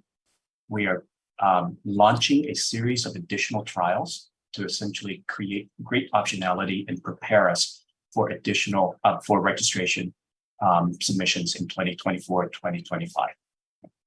And our timelines and catalysts leads to a very exciting readout later on this year, but a lot of activity in 2024 and 2025. So let me stop and say a few thank you. We cannot be here. We would not be here without the support of a lot of friends, colleagues, collaborators, and partners who collectively have helped us get to where we are today, right?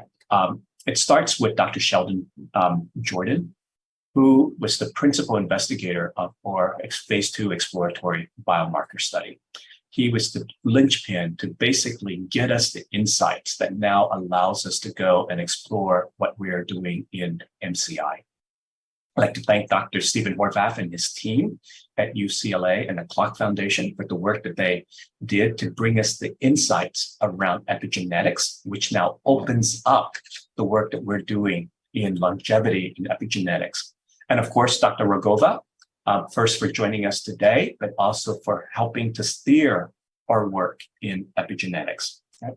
I also would like to thank the Michael J. Fox Foundation, who believed enough in us at the very, very early on time to support some of the very early preclinical work of NE3107 in Parkinson's, which led to the work and the results that we just saw today in our phase 2 program, right? And of course, and lastly, the Parkinson's study group chaired by Dr. Lang and Dr. Hernandez, who basically will help hopefully bring the first new therapy for Parkinson's patients to the world since the introduction of levodopa over 5 decades ago.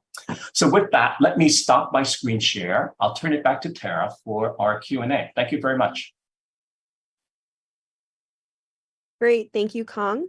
At this time, we'll be conducting a question and answer session with all of our speakers. As a reminder, if you'd like to submit a question, you may do so by using the Q&A text box at the bottom of the webcast player or by emailing your questions to questions@lifesciadvisors.com. Please hold for a brief moment while we pull for questions.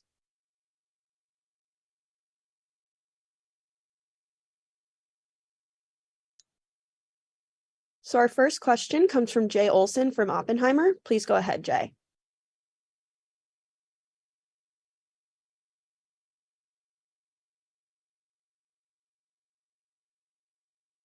Jay, you might be on mute.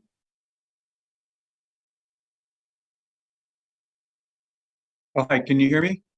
Yes. Okay, great. Hey, thank you so much for the update and congrats on all the progress. Really looking forward to your phase 3 Alzheimer's study readout later this year.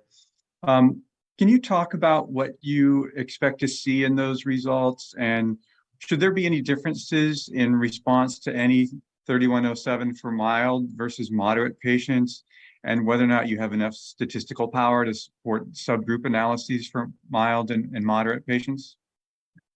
Chris, would you like to take that?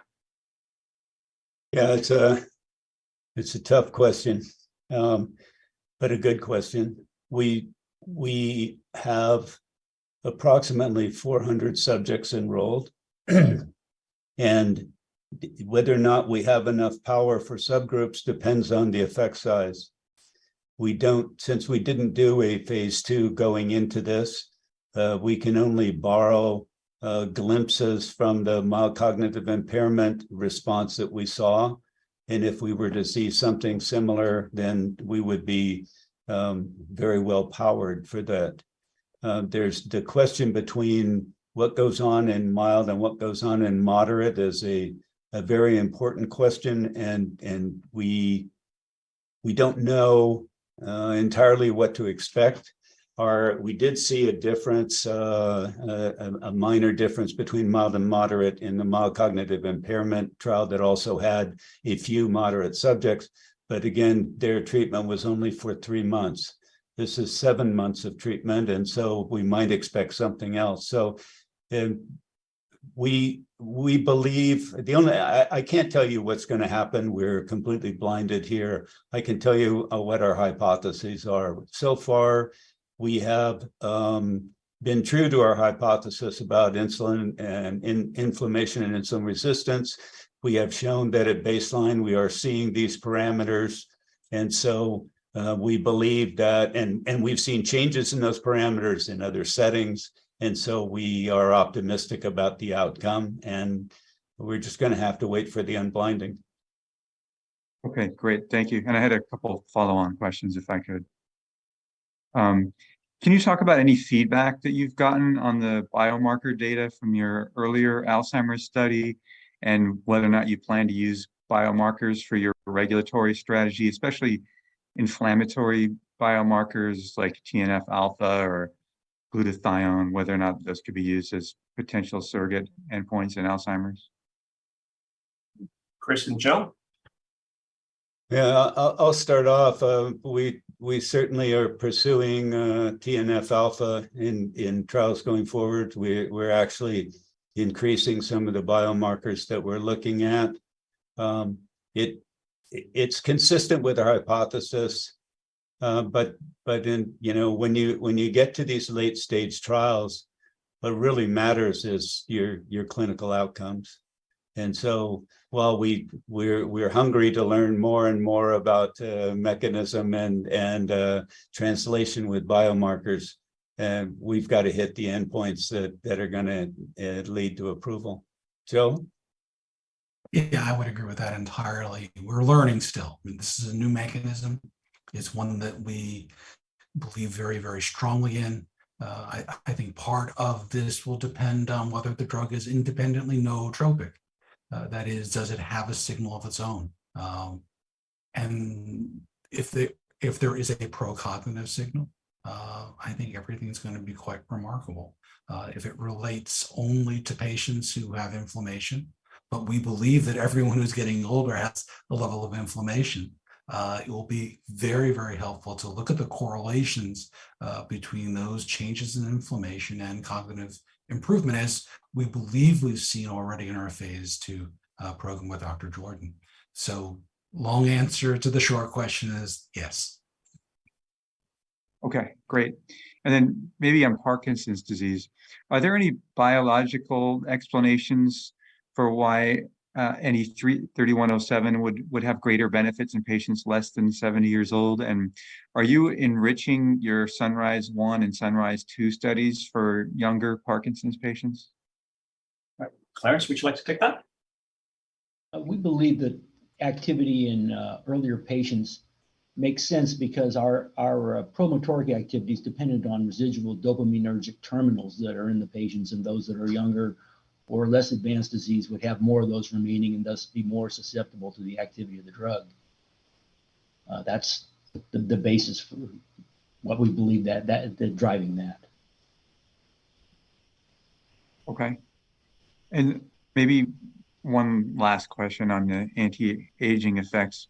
Can you just talk about any physician feedback that you've gotten since you presented your Horvath clock analysis from the Alzheimer's data, and how well validated is the DNA methylation clock, and how do you plan to leverage those findings?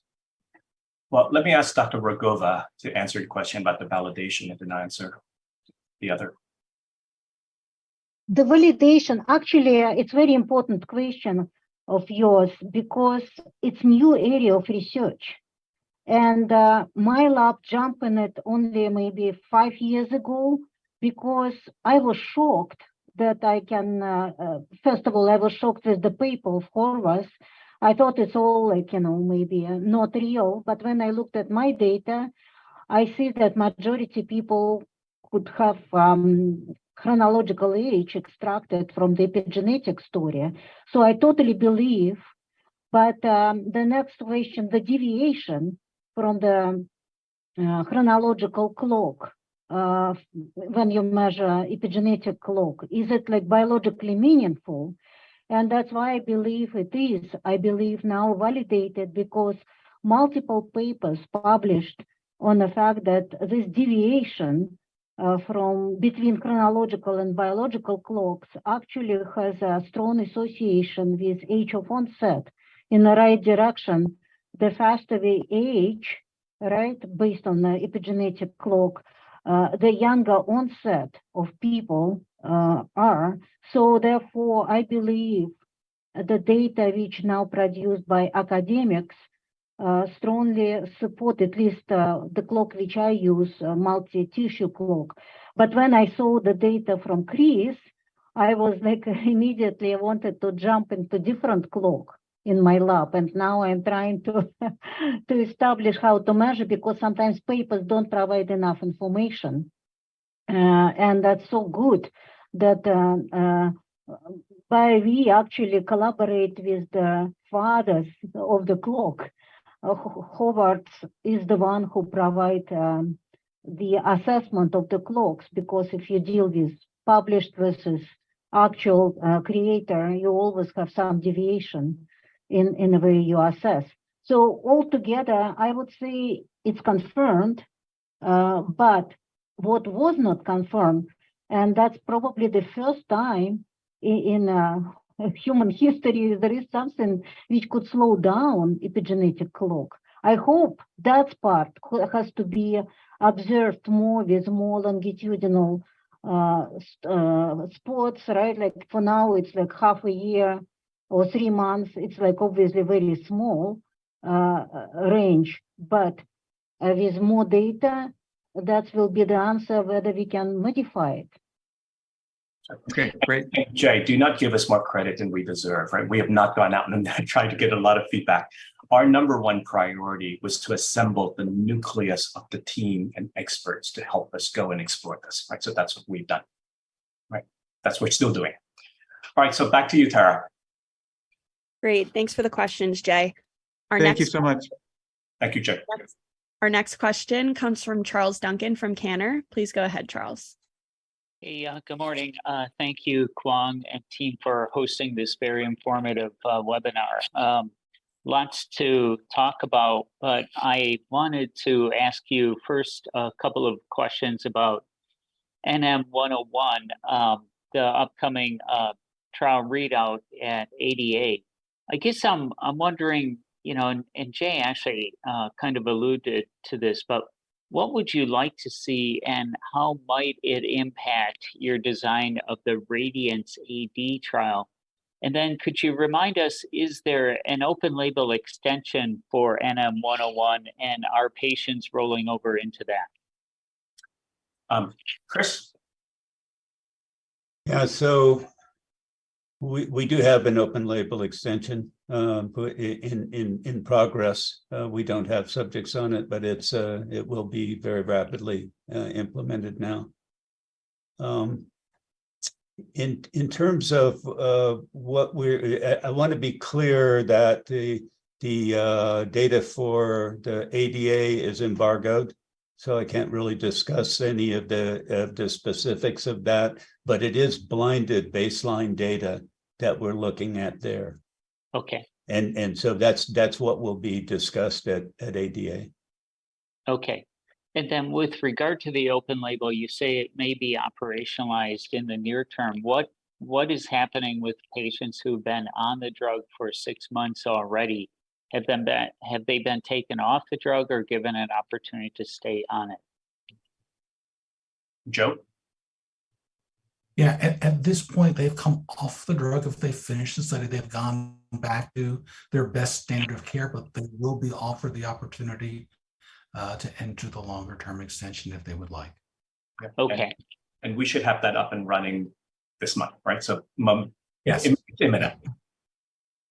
That sounds great. And then if I could ask a question on Radiance MCI, which I think is really intriguing given the mechanism.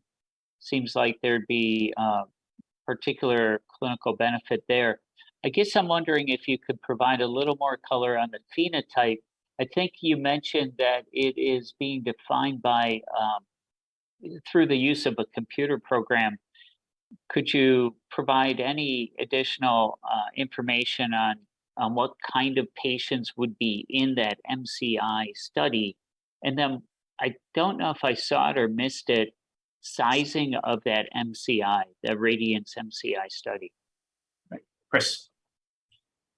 Yeah, so we are enrolling amnestic mild cognitive impairment, and the screening is very important to make sure that we're getting the right population and not someone who has age-related memory loss. I would ask Clarence to talk about the rationale for the sizing of the study. So the study size there are a couple of considerations. Obviously, the effect size, we project from the Jordan study comes into play in terms of how many we would need to just to get that statistical significance. The other is we need at least 100 patients, on study for as long as we can to support the safety aspects and the approval. So that we're not driven just by what we think are ends, and it's not driven by getting statistical significance, but also supporting the regulatory procedures following that. Okay. My last question is on the Parkinson's program for the Sunrise 1 study. Have you discussed the design and the primary endpoint with the FDA? I mean, really interesting approach. Very few other companies have gone before dopamine therapy, and so I'm intrigued with the agency's response to your design. The short answer is that we have not yet had that conversation with the FDA, but I'll turn it over to Dr. Osman, to kind of give you a sense of why we're doing what we're doing based on strong guidance from the Parkinson's study group. Yep. Thank you. So many patients in the journey of being diagnosed to Parkinson's, from the time of diagnosis to the time of starting levodopa, there is a treatment gap window there where all patients will transition through it, where they have motor symptoms that are definitive of Parkinson's diagnosis, but they're not so bad as needing levodopa yet. The Parkinson's study group once we presented the data and looking at the mechanism of action, including the primate data and the 201 study, which we reviewed with them in great detail, felt that this could be a potential area in which 3107 could fit in a very important treatment gap. So when you're newly diagnosed with Parkinson's, instead of waiting around trying to see, how severe your symptoms will get, this could be a potential therapy that could be offered to those patients. And it's also really important to understand that if there is a disease modifying potential, as Clarence alluded to earlier, capturing these patients earlier in their disease state could really give us the optimal chance of modifying the disease progression for Parkinson's. So it serves sort of it's a dual approach to look at progression of disease and at the same time an acute symptomatic treatment. But the study design is focused as an acute symptomatic treatment against placebo.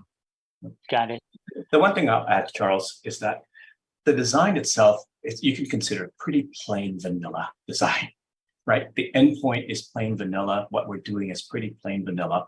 And everyone on our advisory board has been associated with a good number of these kinds of trials out there. And they basically told and have been involved with the FDA on these things. So we just don't expect any questions and so forth.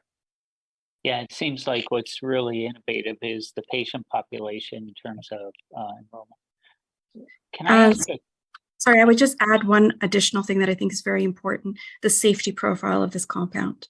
That also significantly increases the level of confidence for a clinician to recommend something like this, because the premise in medicine is to first do no harm. And with this safety profile, offering patients a therapeutic option with a very, very minimal risk just makes really good sense. Can I ask a question of Sarah because of the personal story she shared with us and investment that she's made of her time and probably money in social impact partners? The question would be, I guess I'm wondering your perspective on the evolution of the Alzheimer's disease space in the last few years. Been pretty notable. And I guess I'm wondering if your organization believes that there's an acceleration of the field with regard to clinical trial design, patient enrollment, and also targets, novel targets that may result in increasing probability of success. Charles, thank you for asking that. I think this is, for all of us in this industry, this is just an incredibly hopeful moment in time. We are rooting everybody on in every possible way. I've known Kong for 38 years. And as we talked about getting involved in this, having been passionately engaged with this entire community and the players and the families and the patients, I said, you had me at Alzheimer's. If we have a chance here to do something really significant, I am all in. But we're feeling this. We feel the momentum, and we are not. It's not. As we look out at the community, we're really trying to embrace and hold hands with others too. We think what we have is very novel and very different and additive to anything else that's going on. When you think about inflammation and brain health, what we have makes sense. And back to Niley's point about also the safety of this, when we try to get people to get involved in clinical trials, that's an issue for everybody. There's fear. And I think that what we're seeing is just enormously hopeful. And I do think we're in a breakthrough moment. There's been 100 years of nothing, and now there's all kinds of momentum and movement and conversation. And we really do intend to be right at the center of it. We are talking with other players and involving everyone we can, those who are obvious and not obvious, other major for-profit companies, nonprofit companies. So yes, this is an exciting moment, and I think we're going to do it together. Very good. Thank you for sharing your perspectives with me. I look forward to following up with you. Kwan, thanks for taking the questions. All right. Thank you, Charles, for that. I'll just add one last thing, which is I look forward to BioVie Day next year, when we can more openly discuss and disclose how taking a social impact approach is really accelerating the way that we do clinical trials and bringing this medication and solutions to our patients, right? So look forward to that, more of that next year. I know we are supposed to be wrapping up right now, but we are still available. I'd like to turn now to Mayank, and we'll stay on for as long as others want to stay on to answer your questions. So please, I believe Mayank has been waiting. Yes, thank you for taking our questions and appreciate the level of detail you have here on both pipeline and the in team activity and the ecosystem you have around you. I'll keep my question very brief. It's a follow-up to the ADA baseline data disclosure that you have. Just curious, how do you define metabolic inflammation relative to how maybe you've done before? And it looks like you will have some differences in the A beta positive negative and the ApoE4 positive negative. Will you also have some interesting analysis there in mild versus moderate subjects? Like I know it's embargoed, but any level of conceptual detail would be helpful. And then I have just one follow-up on 201, if I may. So Chris? Yeah, so the data that is in the abstract for ADA is the baseline data at the time that the submission was due. And since that, obviously, we have a lot more subjects that have been through their baseline time. And so there's additional information that is still blinded baseline data. When it comes to what are you measuring? It's a great question. We've been on this hypothesis since 2013 or so in terms of actually analyzing data from clinical studies, from our impaired glucose tolerance subjects, from our type 2 diabetic subjects. And we know that looking at fasting insulin is important. Looking at fasting glucose is important. The HOMA2 insulin resistance is a great measure of what's going on with metabolic inflammation, as is the triglyceride glucose ratio. And so, we're looking at all of the metabolic parameters that we have seen changes in previous studies. So triglycerides, cholesterol, glucose, insulin, CRP, C1Q, all of these kind of harbingers of encroaching low-grade chronic inflammation. And it goes back for me to the same hypothesis in terms of how the drug might be changing the biological age, because we believe that all of those parameters are in fact responsible for age-related decline in all of these diseases. Very helpful. Thank you for that detail. And then on the 201 recent phase 2 data that, very, very interesting on the parenthesis outcome completed analysis. I'm just curious if you could comment on the rationale for discontinuations that you saw here and what you may have learned, that allows you to, better design phase 3 and make sure that, patients are completing the 2 cycles, and any comment on that would be helpful. And thanks again for taking our questions. Who would like to take that? I can speak to that. I think that what we learned from that is what's consistent what we've seen in our Alzheimer's study as well, is that we think that longer duration of treatment will give us better benefit. And that is, you can't necessarily instantaneously reverse years of inflammatory pathways that have developed. And that being able to see the initial signal in 28 days was really, in some respects, quite remarkable, because we're trying to undo, probably 5 to 10 years of previous disease pathology in this short period of time. There's another factor as well, and that is the longer the patients are on, the lower the placebo effect will be. When patients enter a trial like this, Dr. Osmond explained to me how this works. I had no idea before, but the anticipation of therapy alters the dopamine signaling in the brain, and that's involved in movement, and that translates to enhanced mobility in these patients. The longer you go into the trial, and the more reality you can say sets in, about what their condition actually is, the less placebo effect you'll have, the less anticipation of something novel is going to occur. So the longer we selected there, Kong was pushing to try to get this a shorter trial, and because also regulatory guidance as well would put it to 6 months, but 6 months is more optimal in terms of letting that anticipation of effect subside in the placebo patients and give us a better chance for a signal. And the only thing I would add, Clarence's explanation is absolutely excellent. As far as lessons learned, we also had the benefit of having some very, very good sites with movement disorder experts in the 201 study.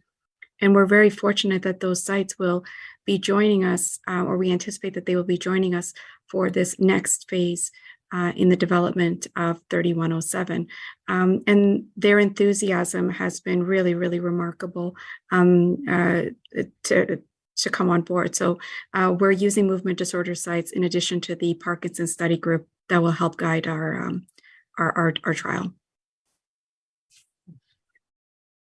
Got it. Thanks for taking a question. All right. Thank you for joining us, Mayank. With that, like I said, we are supposed to be out of time, but we will continue to stay on for as long as our audience would like to stay on. So now I'd like to turn to some of the questions that have come in after been submitted online.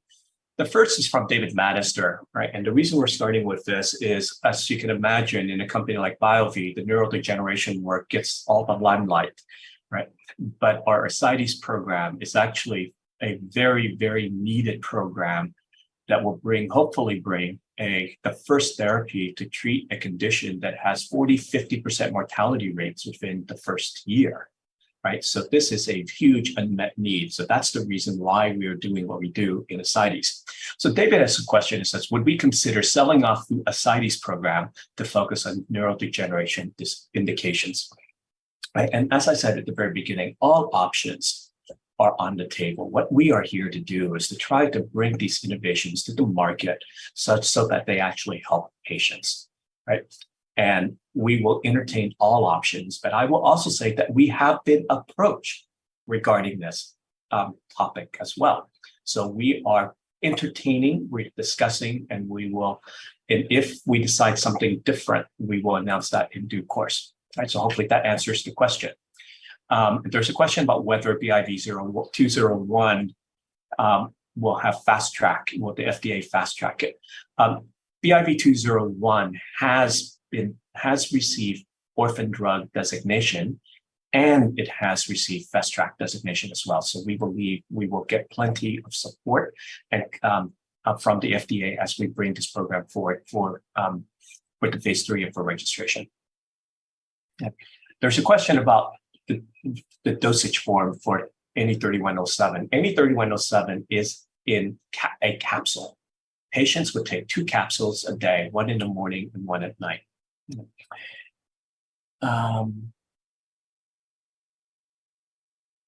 There's a question here. I'm just going to run through a few quick, simple ones, and then I'll turn over to my colleagues to answer the harder ones. All right. There's a question that basically asks whether or not we're going to be similar or different to lecanemab and the other treatments out there that has been shown to retard or slow the cognitive decline. Or will we be different? We believe NE3107 has the potential to be the first drug, hopefully not only to slow the cognitive decline, but also to hopefully retard or reverse the cognitive decline. In the phase 2 trial that we showed earlier, patients who were taking NE3107 for 3 months saw a reversal, a improvement of their cognition scores. If that holds up in our phase 3 trial, this will be the first drug of its kind to get out there like that. Chris, this one is for you. What are the common side effects that have we seen with NE3107? Yeah, so that's a tough question because we're not seeing a lot of side effects with the drug. Currently, our study is blinded, so we don't have any serious adverse events that have been possibly or probably related to drug as viewed by the investigator. There have been no subjects unblinded with serious adverse events in this study. In previous studies in type 2 diabetic patients that were had quite a few problems in the placebo arm, there was no additional adverse events in the treated arm compared to the placebo. So we have yet to define any drug-related SAEs in our clinical trials to date. It could happen tomorrow, but so far we don't have a good answer to anything that the drug is doing. And when you think about the mechanism, we were so intrigued by this mechanism because basically it says the drug only works when there's an inflammatory insult, that it doesn't work on the same target in the homeostatic pathways. And we believe that that explains the lack of toxicity that might be expected with other drug mechanisms. Thank you, Chris. The next one is going to be for Joe. The question is, do we see any 3107 being administered as monotherapy, or do we see it as a combo therapy with something else? That's a great question. So in the clinical trial that we're running right now, it is on top of standard of care, but that standard of care will not currently include the monoclonal antibodies that are delivered IV. So we're looking at certainly that level of combination right now. But I think the bigger underlying question is, since we're seeing this exciting period in time, we probably haven't seen in cognition in many, many years, can we imagine that we are part of transforming these disorders into chronic or reversible disorders?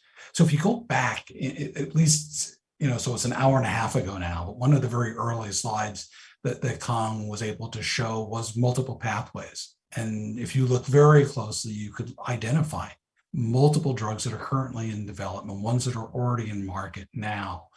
And certainly theoretically, scientifically, there's no reason to think that these molecules could not be used in combination. So we're very hopeful. We imagine a time where this is one of the molecules that's out there. We're currently really pushing on monotherapy.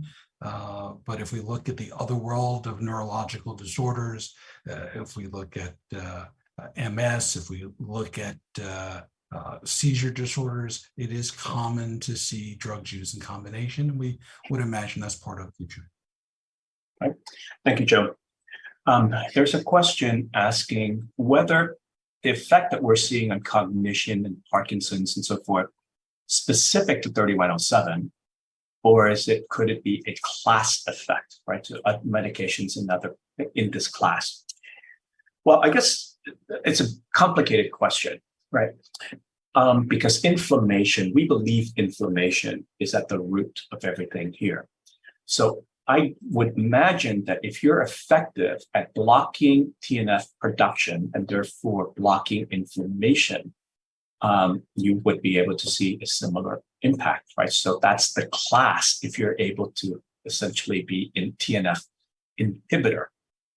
And interestingly enough, there's a study that looked at 57 million electronic medical records of Americans, and looking at those who were taking anti-TNF, so drugs like Humira, Remicade, and so forth, for indications such as rheumatoid arthritis and celiac disease and so forth.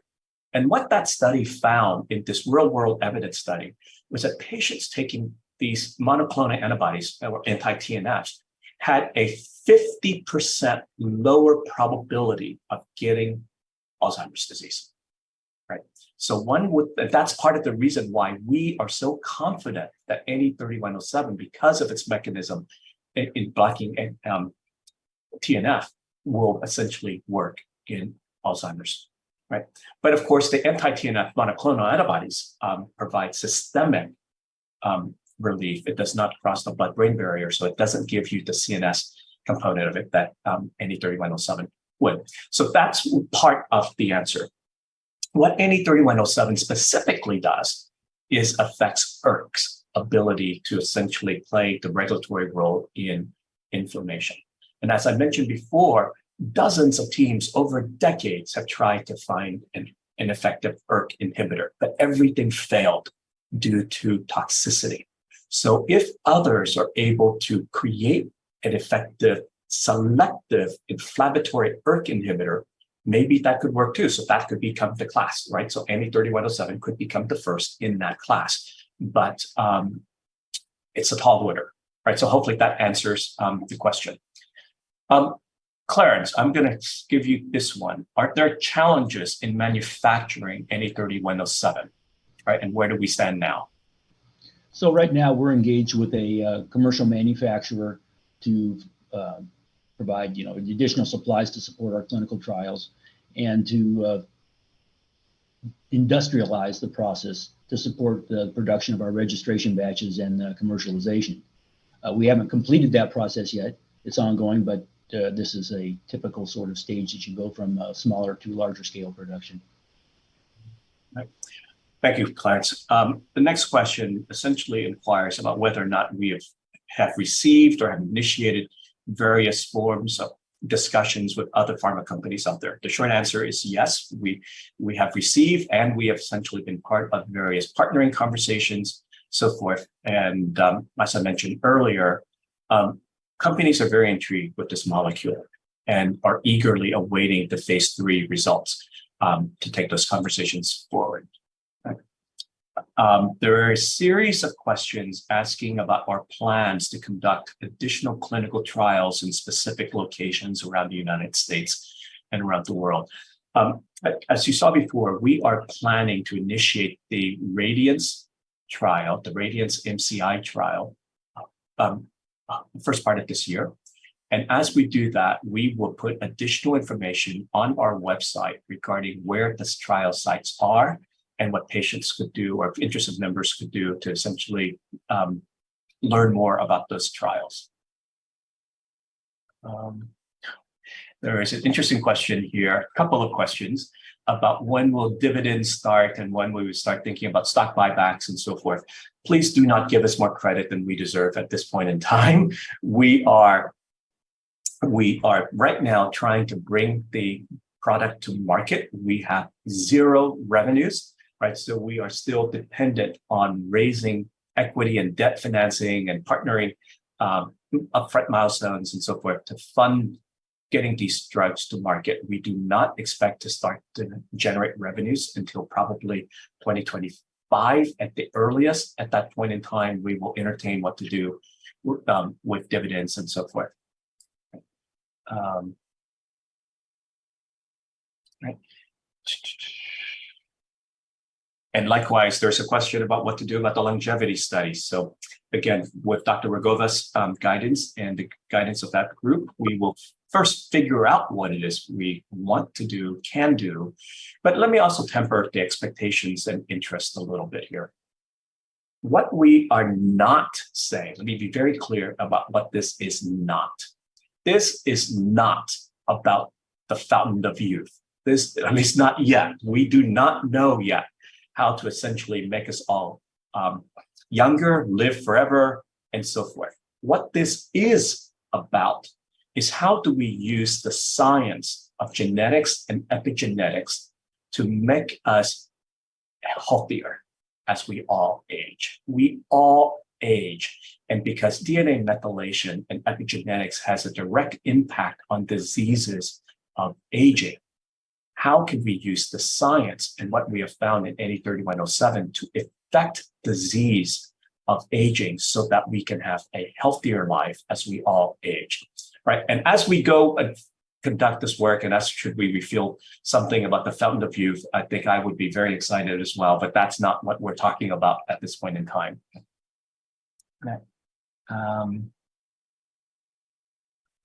There is a great question here from Bernard Schmidt about essentially the potential lack of efficacy for NE3107 in moderate Alzheimer's patients compared to mild or MCI patients, as seen in the phase 2 trial?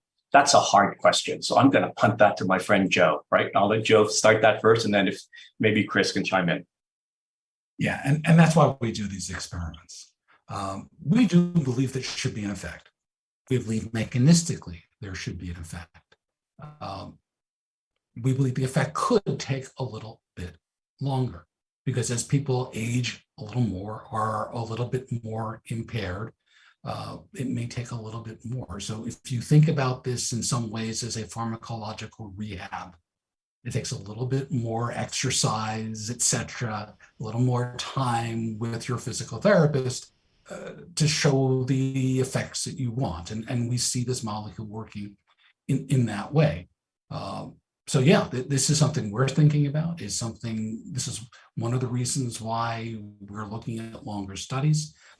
It's also why we're very fascinated with the epigenetic work, because the epigenetics actually tells us that if we can turn genes back on, which is what reversing the signal really means, is how long does it take potentially for a gene that's returned to function to have the effect that we want.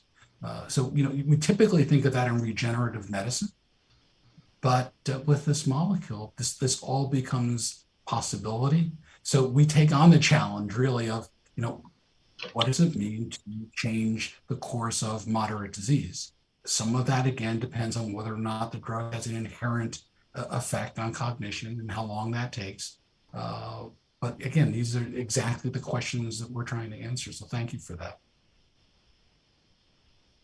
Yeah, I'd just like to add, I think that's a great answer, Joe. I'd just like to add to that. It depends a lot on your personal view about neural regeneration. We know that in the more advanced subjects, there's more neuronal loss. And if you think that that's a dead end street and there's no way ever to come back from that, then it is certainly going to limit the amount of improvement that we would be able to see. On the other side, if you think about the epigenetics and changing gene regulation, a number of the changes that have been described may actually really result in increased neural regeneration and decreased inflammatory degradation in the brain. And so the optimistic answer is that until we unblind and see what happened in the two groups, we can't really argue against there being an activity to improve the moderate population as well. Although I would agree with Joe that if we do have that, it would probably occur at a lesser rate than in the mild. Okay, so Chris, since you went there, I'm going to give you this question. It's a hard question, right? Which is, does BioVie expect to see a restoration in cell health, which may strengthen the measures of neurodegeneration above and beyond using cognitive assessments? Well, BioVie is a big animal. I can say that I would look forward to that.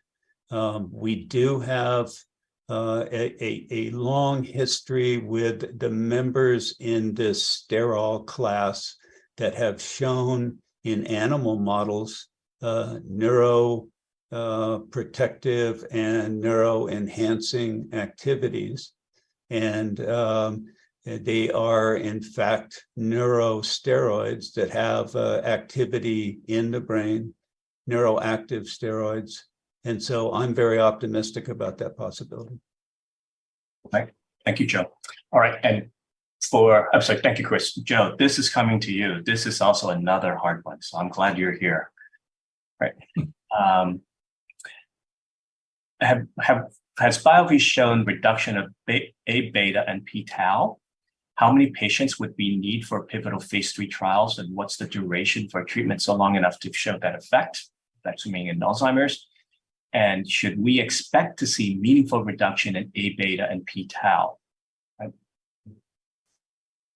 So there are several questions in there. Yeah. So that's why I said it's hard. No. This is perfect because it takes us back to some of the original slides. So we know a couple of things, or at least we have hypotheses about a couple of things. One of those hypotheses is that tau breaks, tau fractionates in the presence of inflammation. And when tau fractionates, and it actually acts like a prion.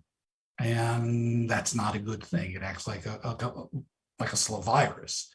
We don't want that.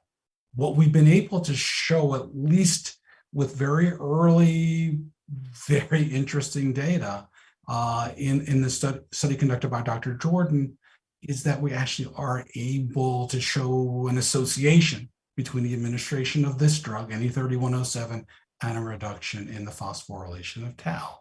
So that does suggest that if you reduce the inflammatory environment, you can change the rate of tau formation.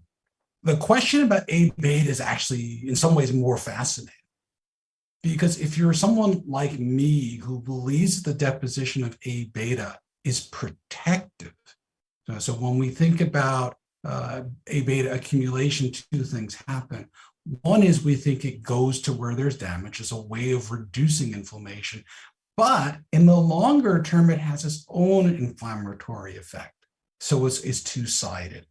So that would require a longer study, and the longer study would ask the question specifically: if you block tau effectively, can you prevent the recruitment of A beta?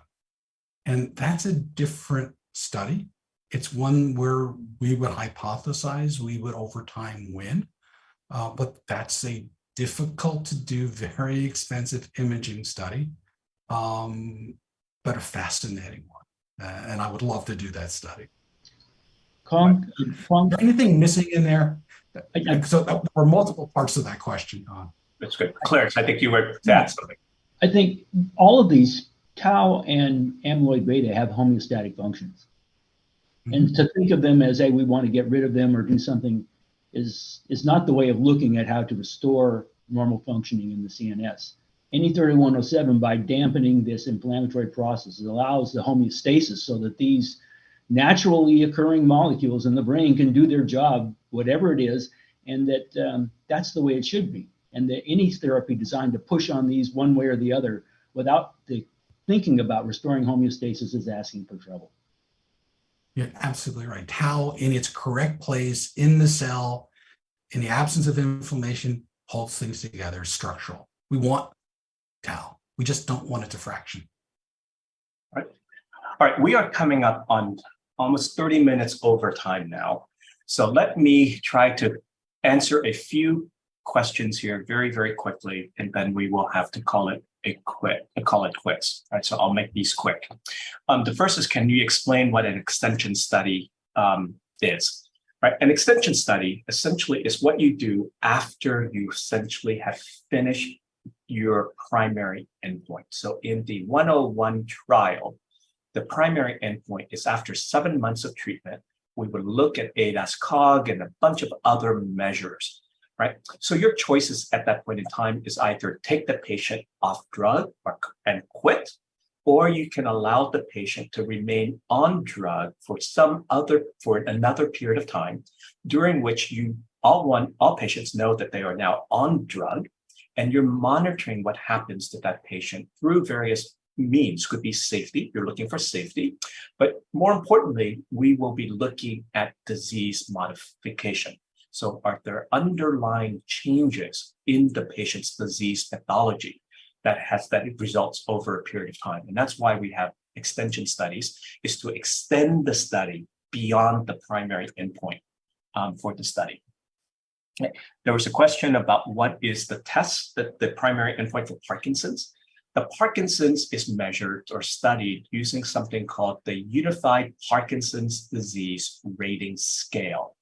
It has multiple parts to it, and we are most interested in part 3, which looks at motor control. There was a question about why was NE3107 put on clinical hold at the very beginning before BioVie's acquisition of the company. This is actually a very interesting question, right? Remember that we said we took a very aggressive approach approach, right, in bringing the development of NE3107. The last clinical trial for NE3107 was a phase 2 in diabetes. And the dose for that trial was 5 milligram BID. But once we understood the mechanism of action and how it is important in Alzheimer's, we chose to go straight to a phase 3 trial in Alzheimer's without doing your typical dose ranging studies in Alzheimer's, without doing your typical phase 2 proof of concept in Alzheimer's. And we knew the pharmacokinetics of the drug. We know that it's safe. We had huge safety headroom from our preclinical tox studies. And frankly, we wanted to maximize the likelihood that the drug could work by giving it at a higher dose than the 5 milligram in the diabetes study. That's why the NM101 study was submitted for a 20 milligram BID. What justification do we have for 20 milligram? Frankly, it's our best judgment based on what we know of how the molecule works. And so the clinical hold that was put in place at the very beginning was because the FDA had a question about the dosing approach.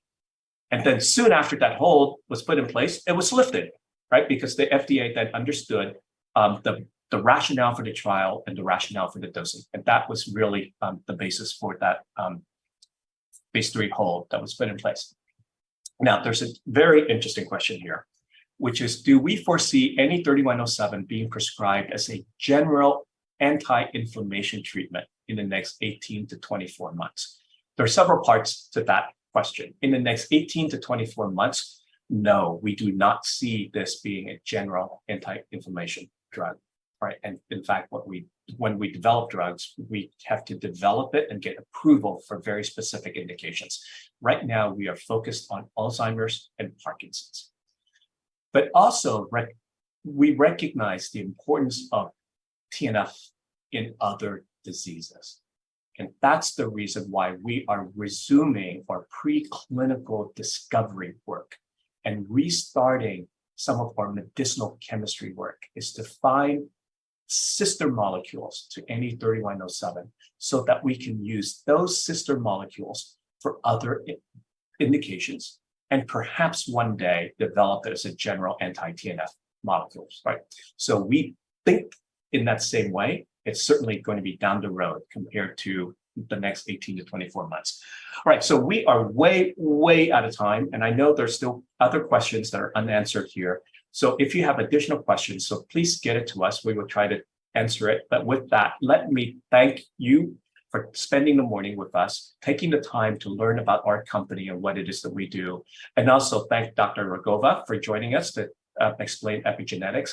And also thank all of our collaborators out there, Dr. Sheldon, Dr. Horvath and his team, the Michael J. Fox Foundation, the Parkinson's Study Group.